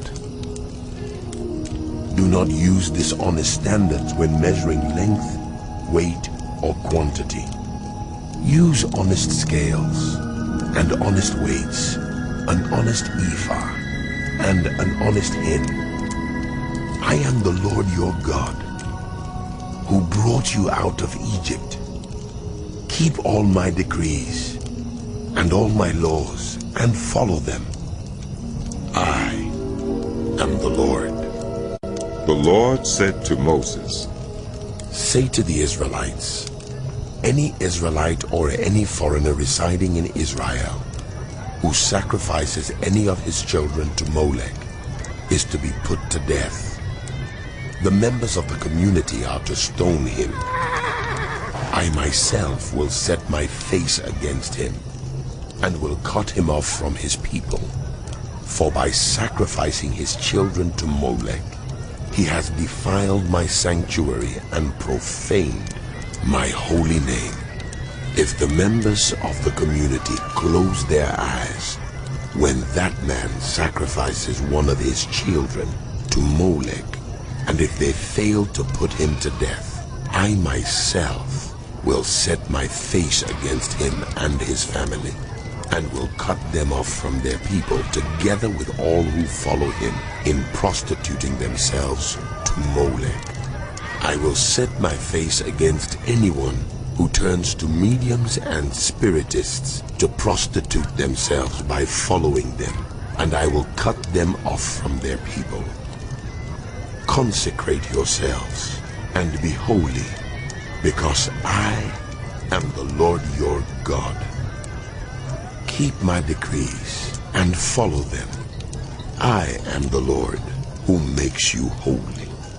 Anyone who curses their father or mother is to be put to death, because they have cursed their father or mother. Their blood will be on their own head. If a man commits adultery with another man's wife, with the wife of his neighbor, both the adulterer and the adulteress are to be put to death. If a man has sexual relations with his father's wife, he has dishonored his father. Both the man and the woman are to be put to death. Their blood will be on their own heads. If a man has sexual relations with his daughter-in-law, both of them are to be put to death. What they have done is a perversion. Their blood will be on their own heads. If a man has sexual relations with a man, as one does with a woman, both of them have done what is detestable. They are to be put to death. Their blood will be on their own heads. If a man marries both a woman and her mother, it is wicked. Both he and they must be burned in the fire, so that no wickedness will be among you. If a man has sexual relations with an animal, he is to be put to death, and you must kill the animal. If a woman approaches an animal to have sexual relations with it, kill both the woman and the animal. They are to be put to death. Their blood will be on their own heads. If a man marries his sister, the daughter of either his father or his mother, and they have sexual relations, it is a disgrace. They are to be publicly removed from their people. He has dishonored his sister and will be held responsible. If a man has sexual relations with a woman during her monthly period, he has exposed the source of her flow, and she has also uncovered it. Both of them are to be cut off from their people. Do not have sexual relations with the sister of either your mother or your father, for that would dishonor a close relative. Both of you would be held responsible. If a man has sexual relations with his aunt, he has dishonored his uncle. They will be held responsible. They will die childless. If a man marries his brother's wife, it is an act of impurity. He has dishonored his brother. They will be childless. Keep all my decrees and laws and follow them, so that the land where I am bringing you to live may not vomit you out. You must not live according to the customs of the nations I am going to drive out before you, because they did all these things. I abhorred them. But I said to you, you will possess their land. I will give it to you as an inheritance, a land flowing with milk and honey. I am the Lord your God, who has set you apart from the nations. You must therefore make a distinction between clean and unclean animals, and between unclean and clean birds. Do not defile yourselves by any animal or bird, or anything that moves along the ground, those which I have set apart as unclean for you. You are to be holy to me, because I, the Lord, am holy, and I have set you apart from the nations to be my own. A man or woman who is a medium or spiritist among you must be put to death. You are to stone them. Their blood will be on their own heads. The Lord said to Moses, Speak to the priests, the sons of Aaron, and say to them, a priest must not make himself ceremonially unclean for any of his people who die, except for a close relative, such as his mother or father, his son or daughter, his brother, or an unmarried sister who is dependent on him, since she has no husband. For her, he may make himself unclean. He must not make himself unclean for people related to him by marriage, and so defile himself. Priests must not shave their heads, or shave off the edges of their beards, or cut their bodies.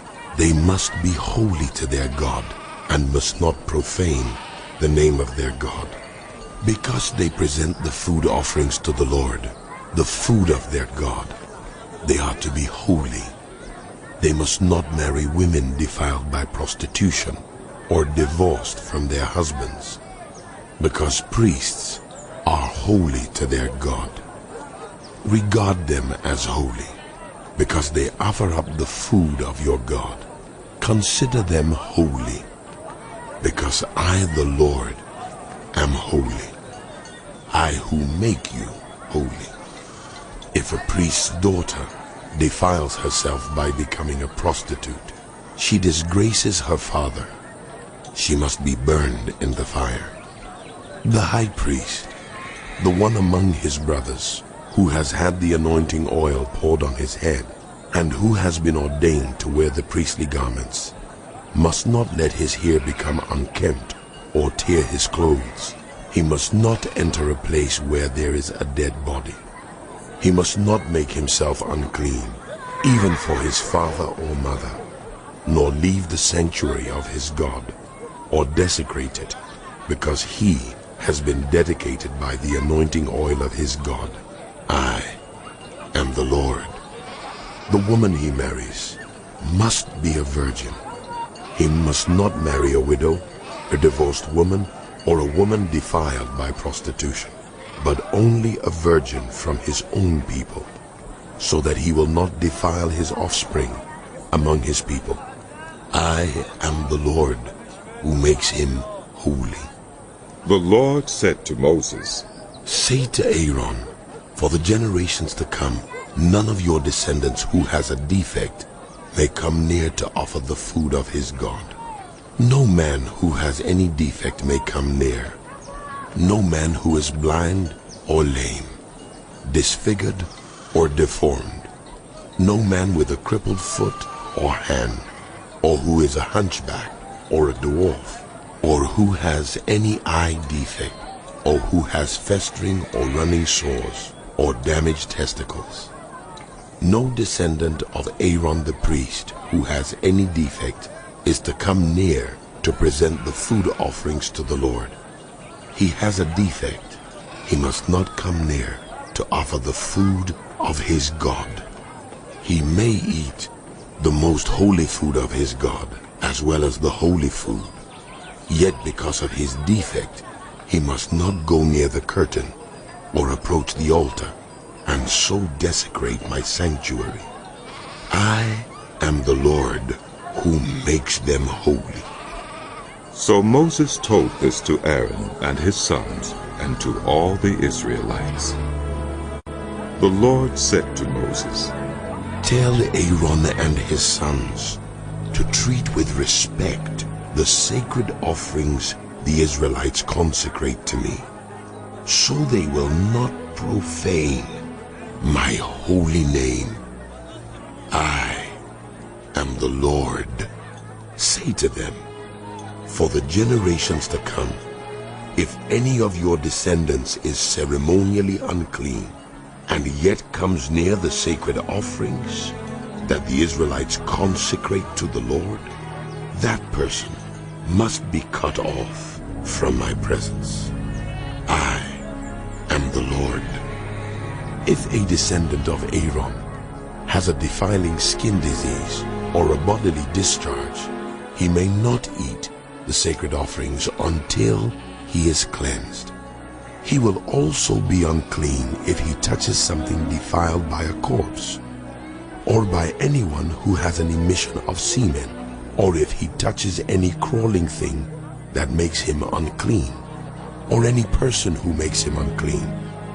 Whatever the uncleanness may be, the one who touches any such thing will be unclean till evening. He must not eat any of the sacred offerings unless he has bathed himself with water. When the sun goes down, he will be clean, and after that he may eat the sacred offerings, for they are his food. He must not eat anything found dead or torn by wild animals, and so become unclean through it. I am the Lord. The priests are to perform my service in such a way that they do not become guilty and die for treating it with contempt. I am the Lord who makes them holy. No one outside a priest's family may eat the sacred offering, nor may the guest of a priest or his hired worker eat it. But if a priest buys a slave with money, or if slaves are born in his household, they may eat his food. If a priest's daughter marries anyone other than a priest, she may not eat any of the sacred contributions. But if a priest's daughter becomes a widow or is divorced, yet has no children, and she returns to live in her father's household as in her youth, she may eat of her father's food. No unauthorized person, however, may eat any of it. Anyone who eats a sacred offering by mistake must make restitution to the priest for the offering, and add a fifth of the value to it. The priests must not desecrate the sacred offerings the Israelites present to the Lord by allowing them to eat the sacred offerings, and so bring upon them guilt requiring payment. I am the Lord who makes them holy. The Lord said to Moses, Speak to Aaron and his sons, and to all the Israelites, and say to them, If any of you, whether an Israelite or a foreigner residing in Israel, presents a gift for a burnt offering to the Lord, either to fulfill a vow or as a free will offering, you must present a male without defect from the cattle, sheep, or goats, in order that it may be accepted on your behalf. Do not bring anything with a defect, because it will not be accepted on your behalf. When anyone brings from the herd or flock a fellowship offering to the Lord to fulfill a special vow, or as a free will offering, it must be without defect or blemish to be acceptable. Do not offer to the Lord the blind, the injured, or the maimed, or anything with warts or festering or running sores. Do not place any of these on the altar as a food offering presented to the Lord. You may, however, present as a freewill offering an ox or a sheep that is deformed or stunted, but it will not be accepted in fulfillment of a vow. You must not offer to the Lord an animal whose testicles are bruised, crushed, torn, or cut. You must not do this in your own land, and you must not accept such animals from the hand of a foreigner and offer them as the food of your God. They will not be accepted on your behalf, because they are deformed and have defects. The Lord said to Moses, When a calf, a lamb or a goat is born, it is to remain with its mother for 7 days. From the 8th day on, it will be acceptable as a food offering presented to the Lord. Do not slaughter a cow or a sheep and its young on the same day. When you sacrifice a thank offering to the Lord, sacrifice it in such a way that it will be accepted on your behalf. It must be eaten that same day. Leave none of it till morning. I am the Lord. Keep my commands and follow them. I am the Lord. Do not profane my holy name, for I must be acknowledged as holy by the Israelites. I am the Lord who made you holy and who brought you out of Egypt to be your God. I am the Lord. The Lord said to Moses, Speak to the Israelites and say to them, These are my appointed festivals, the appointed festivals of the Lord, which you are to proclaim as sacred assemblies. There are 6 days when you may work, but the 7th day is a day of Sabbath rest, a day of sacred assembly. You are not to do any work wherever you live. It is a Sabbath to the Lord. These are the Lord's appointed festivals, the sacred assemblies you are to proclaim at their appointed times. The Lord's Passover begins at twilight on the 14th day of the first month. On the 15th day of that month, the Lord's festival of unleavened bread begins. For 7 days you must eat bread made without yeast. On the first day, hold a sacred assembly and do no regular work. For 7 days, present a food offering to the Lord. And on the 7th day, hold a sacred assembly and do no regular work. The Lord said to Moses, Speak to the Israelites and say to them, When you enter the land I am going to give you, and you reap its harvest, bring to the priest a sheaf of the first grain you harvest. He is to wave the sheaf before the Lord, so it will be accepted on your behalf. The priest is to wave it on the day after the Sabbath. On the day you wave the sheaf, you must sacrifice as a burnt offering to the Lord a lamb, a year-old without defect, together with its grain offering of 2/10 of an ephah of the finest flour mixed with olive oil, a food offering presented to the Lord, a pleasing aroma, and its drink offering of 1/4 of a hin of wine. You must not eat any bread, or roasted or new grain, until the very day you bring this offering to your God. This is to be a lasting ordinance for the generations to come, wherever you live. From the day after the Sabbath, the day you brought the sheaf of the wave offering, count off 7 full weeks. Count off 50 days up to the day after the 7th Sabbath, and then present an offering of new grain to the Lord. From wherever you live, bring 2 loaves made of 2/10 of an ephah of the finest flour baked with yeast, as a wave offering of first fruits to the Lord. Present with this bread 7 male lambs, each a year old and without defect, 1 young bull and 2 rams. They will be a burnt offering to the Lord, together with their grain offerings and drink offerings, a food offering, an aroma pleasing to the Lord. Then sacrifice 1 male goat for a sin offering, and 2 lambs, each a year old, for a fellowship offering.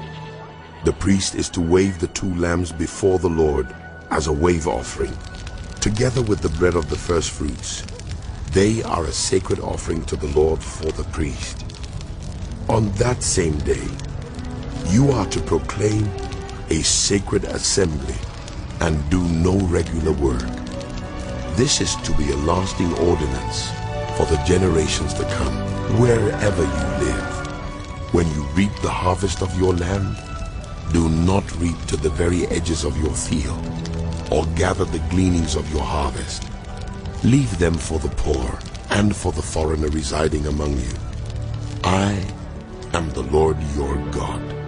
The Lord said to Moses, Say to the Israelites, on the first day of the 7th month, you are to have a day of Sabbath rest, a sacred assembly commemorated with trumpet blasts. Do no regular work, but present a food offering to the Lord. The Lord said to Moses, The 10th day of this 7th month is the day of atonement. Hold a sacred assembly and deny yourselves, and present a food offering to the Lord. Do not do any work on that day, because it is the day of atonement, when atonement is made for you before the Lord your God. Those who do not deny themselves on that day must be cut off from their people.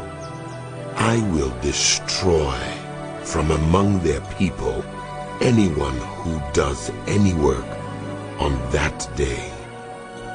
You shall do no work at all. This is to be a lasting ordinance for the generations to come, wherever you live. It is a day of Sabbath rest for you, and you must deny yourselves. From the evening of the 9th day of the month until the following evening, you are to observe your Sabbath. The Lord said to Moses, Say to the Israelites, on the 15th day of the 7th month, the Lord's festival of tabernacles begins, and it lasts for 7 days. The first day is a sacred assembly. Do no regular work. For 7 days, present food offerings to the Lord. And on the 8th day, hold a sacred assembly and present a food offering to the Lord. It is the closing special assembly. Do no regular work. These are the Lord's appointed festivals, which you are to proclaim as sacred assemblies for bringing food offerings to the Lord. The burnt offerings and grain offerings, sacrifices and drink offerings required for each day. These offerings are in addition to those for the Lord's Sabbaths, and in addition to your gifts and whatever you have vowed, and all the freewill offerings you give to the Lord. So, beginning with the 15th day of the 7th month, after you have gathered the crops of the land, celebrate the festival to the Lord for 7 days. The first day is a day of Sabbath rest, and the 8th day also is a day of Sabbath rest. On the first day, you are to take branches from luxuriant trees, from palms, willows, and other leafy trees, and rejoice before the Lord your God for 7 days. Celebrate this as a festival to the Lord for 7 days each year. This is to be a lasting ordinance for the generations to come. Celebrate it in the 7th month. Live in temporary shelters for 7 days. All native-born Israelites are to live in such shelters, so your descendants will know that I had the Israelites live in temporary shelters when I brought them out of Egypt. I am the Lord your God. So Moses announced to the Israelites the appointed festivals of the Lord. The Lord said to Moses, Command the Israelites to bring you clear oil of pressed olives for the light, so that the lamps may be kept burning continually. Outside the curtain that shields the Ark of the Covenant law in the tent of meeting, Aaron is to tend the lamps before the Lord from evening till morning continually. This is to be a lasting ordinance for the generations to come. The lamps on the pure gold lampstand before the Lord must be tended continually. Take the finest flour and bake 12 loaves of bread, using 2/10 of an ephah for each loaf. Arrange them in 2 stacks, 6 in each stack on the table of pure gold before the Lord. By each stack, put some pure incense as a memorial portion to represent the bread and to be a food offering presented to the Lord.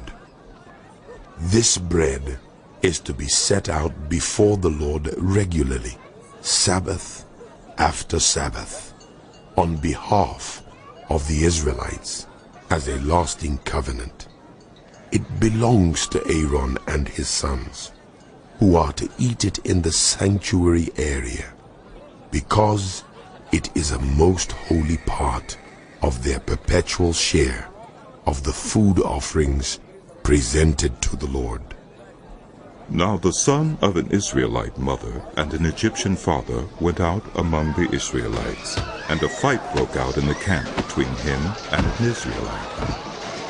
The son of the Israelite woman blasphemed the name with a curse, so they brought him to Moses. His mother's name was Shelomith, the daughter of Dibri the Danite. They put him in custody until the will of the Lord should be made clear to them. Then the Lord said to Moses, Take the blasphemer outside the camp. All those who heard him are to lay their hands on his head, and the entire assembly is to stone him. Say to the Israelites, anyone who curses their God will be held responsible. Anyone who blasphemes the name of the Lord is to be put to death. The entire assembly must stone them, whether foreigner or native-born. When they blaspheme the name, they are to be put to death. Anyone who takes the life of a human being is to be put to death. Anyone who takes the life of someone's animal must make restitution. Life for life. Anyone who injures a neighbor is to be injured in the same manner. Fracture for fracture. Eye for eye. Tooth for tooth. The one who has inflicted the injury must suffer the same injury. Whoever kills an animal must make restitution, but whoever kills a human being is to be put to death. You are to have the same law for the foreigner and the native-born. I am the Lord your God. Then Moses spoke to the Israelites, and they took the blasphemer outside the camp and stoned him. The Israelites did as the Lord commanded Moses. The Lord said to Moses on Mount Sinai, Speak to the Israelites and say to them, when you enter the land I am going to give you, the land itself must observe a Sabbath to the Lord. For 6 years sow your fields, and for 6 years prune your vineyards and gather their crops. But in the 7th year, the land is to have a year of Sabbath rest, a Sabbath to the Lord. Do not sow your fields or prune your vineyards. Do not reap what grows of itself, or harvest the grapes of your untended vines. The land is to have a year of rest. Whatever the land yields during the Sabbath year will be food for you, for yourself, your male and female servants, and the hired worker and temporary resident who live among you, as well as for your livestock and the wild animals in your land. Whatever the land produces may be eaten. Count off 7 Sabbath years, 7 times 7 years, so that the 7 Sabbath years amount to a period of 49 years. Then have the trumpet sounded everywhere on the 10th day of the 7th month. On the Day of Atonement, sound the trumpet throughout your land. Consecrate the 50th year and proclaim liberty throughout the land to all its inhabitants. It shall be a jubilee for you. Each of you is to return to your family property and to your own clan. The 50th year shall be a jubilee for you. Do not sow and do not reap what grows of itself, or harvest the untended vines. For it is a jubilee, and is to be holy for you. Eat only what is taken directly from the fields. In this year of Jubilee, everyone is to return to their own property. If you sell land to any of your own people or buy land from them, do not take advantage of each other. You are to buy from your own people on the basis of the number of years since the Jubilee, and they are to sell to you on the basis of the number of years left for harvesting crops. When the years are many, you are to increase the price, and when the years are few, you are to decrease the price, because what is really being sold to you is the number of crops. Do not take advantage of each other, but fear your God. I am the Lord your God. Follow my decrees and be careful to obey my laws, and you will live safely in the land. Then the land will yield its fruit, and you will eat your fill and live there in safety. You may ask, what will we eat in the 7th year if we do not plant or harvest our crops? I will send you such a blessing in the 6th year that the land will yield enough for 3 years. While you plant during the 8th year, you will eat from the old crop and will continue to eat from it until the harvest of the 9th year comes in. The land must not be sold permanently, because the land is mine, and you reside in my land as foreigners and strangers. Throughout the land that you hold as a possession, you must provide for the redemption of the land. If anyone among you becomes poor and sells some of their property, their nearest relative is to come and redeem what they have sold. If, however, there is no one to redeem it for them, but later on they prosper and acquire sufficient means to redeem it themselves, they are to determine the value for the years since they sold it and refund the balance to the one to whom they sold it. They can then go back to their own property. But if they do not acquire the means to repay, what was sold will remain in the possession of the buyer until the year of Jubilee. It will be returned in the Jubilee, and they can then go back to their property. Anyone who sells a house in a walled city retains the right of redemption a full year after its sale. During that time, the seller may redeem it. If it is not redeemed before a full year has passed, the house in the walled city shall belong permanently to the buyer and the buyer's descendants. It is not to be returned in the Jubilee. But houses in villages without walls around them are to be considered as belonging to the open country. They can be redeemed, and they are to be returned in the Jubilee. The Levites always have the right to redeem their houses in the Levitical towns which they possess. So the property of the Levites is redeemable, that is, a household in any town they hold, and is to be returned in the Jubilee, because the houses in the towns of the Levites are their property among the Israelites. But the pasture land belonging to their towns must not be sold.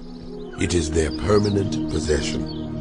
If any of your own people become poor and are unable to support themselves among you, help them as you would a foreigner and stranger, so they can continue to live among you. Do not take interest or any profit from them, but fear your God, so that your poor neighbors may continue to live among you. You must not lend them money at interest or sell them food at a profit. I am the Lord your God, who brought you out of Egypt to give you the land of Canaan and to be your God. If any of your own people become poor and sell themselves to you, do not make them work as slaves. They are to be treated as hired workers or temporary residents among you. They are to work for you until the year of Jubilee. Then they and their children are to be released, and they will go back to their own clans and to the property of their ancestors.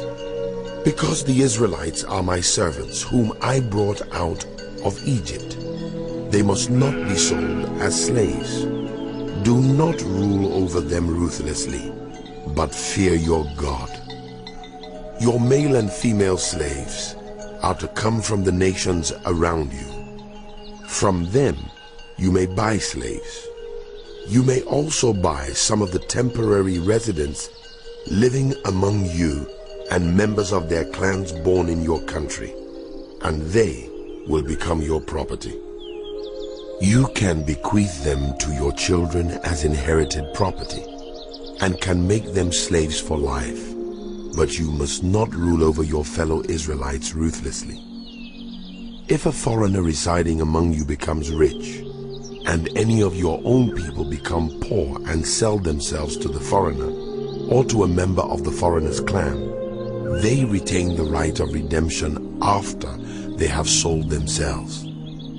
One of their relatives may redeem them, an uncle or a cousin, or any blood relative in their clan may redeem them.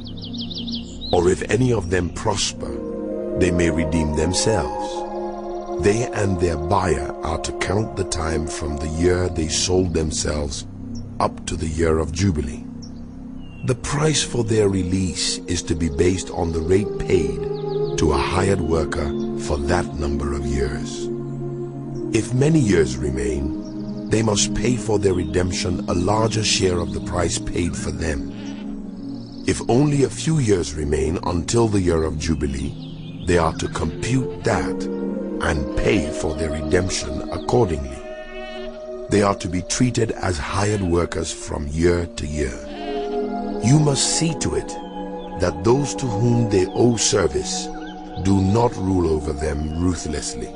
Even if they are not redeemed in any of these ways, they and their children are to be released in the year of Jubilee.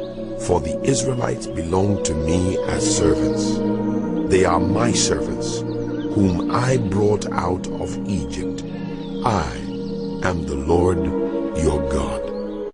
Do not make idols or set up an image or a sacred stone for yourselves. And do not place a carved stone in your land to bow down before it. I am the Lord your God. Observe my Sabbaths and have reverence for my sanctuary. I am the Lord. If you follow my decrees and are careful to obey my commands, I will send you rain in its season, and the ground will yield its crops and the trees their fruit. Your threshing will continue until grape harvest, and the grape harvest will continue until planting, and you will eat all the food you want and live in safety in your land. I will grant peace in the land, and you will lie down, and no one will make you afraid. I will remove wild beasts from the land, and the sword will not pass through your country. You will pursue your enemies, and they will fall by the sword before you. 5 of you will chase 100, and 100 of you will chase 10,000, and your enemies will fall by the sword before you. I will look on you with favor, and make you fruitful, and increase your numbers. And I will keep my covenant with you. You will still be eating last year's harvest, when you will have to move it out to make room for the new. I will put my dwelling place among you, and I will not abhor you. I will walk among you, and be your God, and you will be my people. I am the Lord your God, who brought you out of Egypt, so that you would no longer be slaves to the Egyptians. I broke the bars of your yoke, and enabled you to walk with heads held high.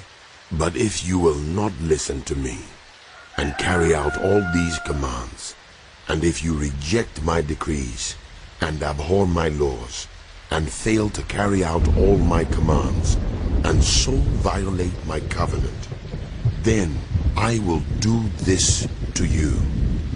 I will bring on you sudden terror, wasting diseases, and fever that will destroy your sight and sap your strength. You will plant seed in vain, because your enemies will eat it. I will set my face against you so that you will be defeated by your enemies. Those who hate you will rule over you, and you will flee even when no one is pursuing you. If after all this you will not listen to me, I will punish you for your sins 7 times over. I will break down your stubborn pride, and make the sky above you like iron, and the ground beneath you like bronze. Your strength will be spent in vain, because your soil will not yield its crops, nor will the trees of your land yield their fruit. If you remain hostile toward me, and refuse to listen to me, I will multiply your afflictions 7 times over, as your sins deserve. I will send wild animals against you, and they will rob you of your children, destroy your cattle, and make you so few in number that your roads will be deserted. If in spite of these things you do not accept my correction, but continue to be hostile toward me, I myself will be hostile toward you, and will afflict you for your sins 7 times over. And I will bring the sword on you to avenge the breaking of the covenant. When you withdraw into your cities, I will send a plague among you, and you will be given into enemy hands. When I cut off your supply of bread, 10 women will be able to bake your bread in one oven, and they will dole out the bread by weight. You will eat, but you will not be satisfied. If in spite of this you still do not listen to me, but continue to be hostile toward me, then in my anger I will be hostile toward you, and I myself will punish you for your sins 7 times over. You will eat the flesh of your sons and the flesh of your daughters. I will destroy your high places, cut down your incense altars, and pile your dead bodies on the lifeless forms of your idols, and I will abhor you. I will turn your cities into ruins, and lay waste your sanctuaries, and I will take no delight in the pleasing aroma of your offerings. I myself will lay waste the land, so that your enemies who live there will be appalled. I will scatter you among the nations, and will draw out my sword and pursue you. Your land will be laid waste, and your cities will lie in ruins. Then the land will enjoy its Sabbath years all the time that it lies desolate, and you are in the country of your enemies. Then the land will rest and enjoy its Sabbaths.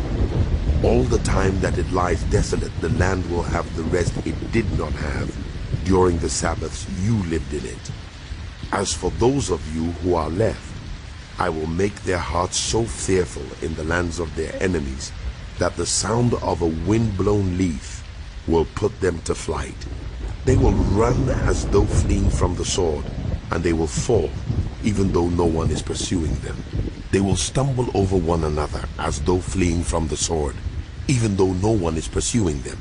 So you will not be able to stand before your enemies. You will perish among the nations. The land of your enemies will devour you. Those of you who are left will waste away in the lands of their enemies because of their sins. Also because of their ancestors' sins, they will waste away.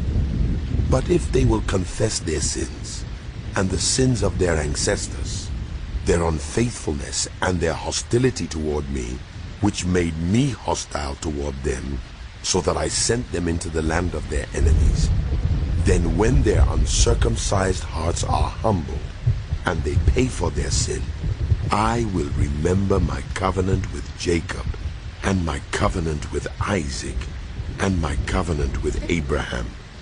And I will remember the land, for the land will be deserted by them and will enjoy its Sabbaths while it lies desolate without them. They will pay for their sins because they rejected my laws and abhorred my decrees. Yet in spite of this, when they are in the land of their enemies, I will not reject them or abhor them so as to destroy them completely, breaking my covenant with them. I am the Lord their God, but for their sake I will remember the covenant with their ancestors, whom I brought out of Egypt in the sight of the nations, to be their God. I am the Lord. These are the decrees, the laws, and the regulations that the Lord established on Mount Sinai between himself and the Israelites through Moses. The Lord said to Moses, "Speak to the Israelites and say to them, if anyone makes a special vow to dedicate a person to the Lord by giving the equivalent value, set the value of a male between the ages of 20 and 60 at 50 shekels of silver, according to the sanctuary shekel.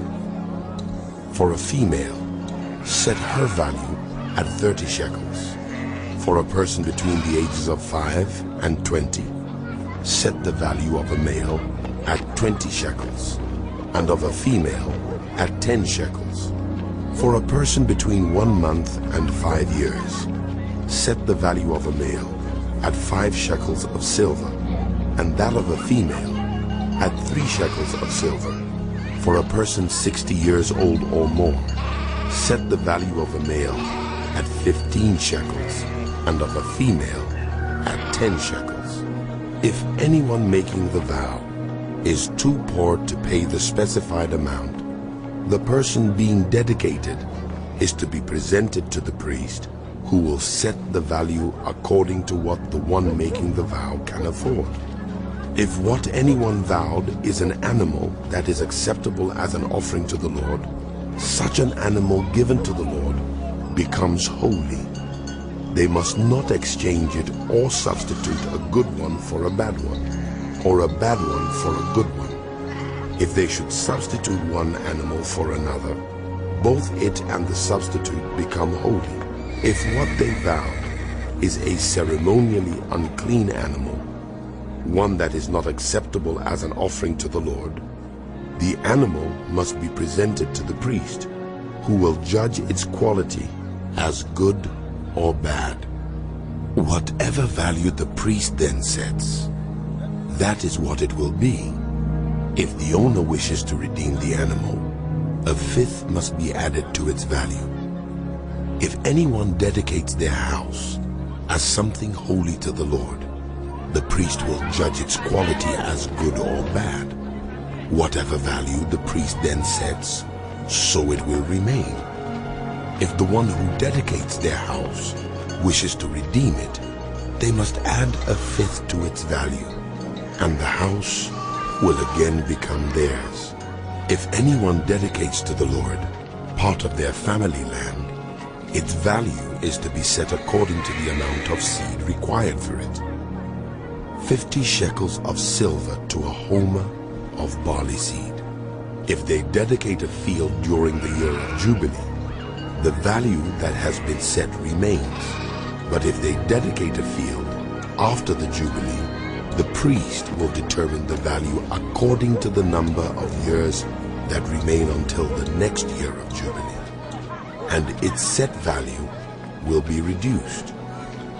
If the one who dedicates the field wishes to redeem it, they must add a fifth to its value, and the field will again become theirs. If, however, they do not redeem the field, or if they have sold it to someone else, it can never be redeemed. When the field is released in the Jubilee, it will become holy, like a field devoted to the Lord. It will become priestly property. If anyone dedicates to the Lord a field they have bought, which is not part of their family land, the priest will determine its value up to the year of Jubilee, and that person must pay its value on that day as something holy to the Lord. In the year of Jubilee, the field will revert to the person from whom it was bought, the one whose land it was. Every value is to be set according to the sanctuary shekel, 20 gerahs to the shekel. No one, however, may dedicate the firstborn of an animal, since the firstborn already belongs to the Lord. Whether an ox or a sheep, it is the Lord's. If it is one of the unclean animals, it may be bought back at its set value, adding a fifth of the value to it. If it is not redeemed, it is to be sold at its set value. But nothing that a person owns and devotes to the Lord, whether a human being or an animal or a family land, may be sold or redeemed. Everything so devoted is most holy to the Lord. No persons devoted to destruction may be ransomed. They are to be put to death. A tithe of everything from the land, whether grain from the soil or fruit from the trees, belongs to the Lord. It is holy to the Lord. Whoever would redeem any of their tithe must add a fifth of the value to it. Every tithe of the herd and flock, every 10th animal that passes under the shepherd's rod, will be holy to the Lord. No one may pick out the good from the bad or make any substitution. If anyone does make a substitution, both the animal and its substitute become holy and cannot be redeemed. These are the commands the Lord gave Moses on Mount Sinai for the Israelites.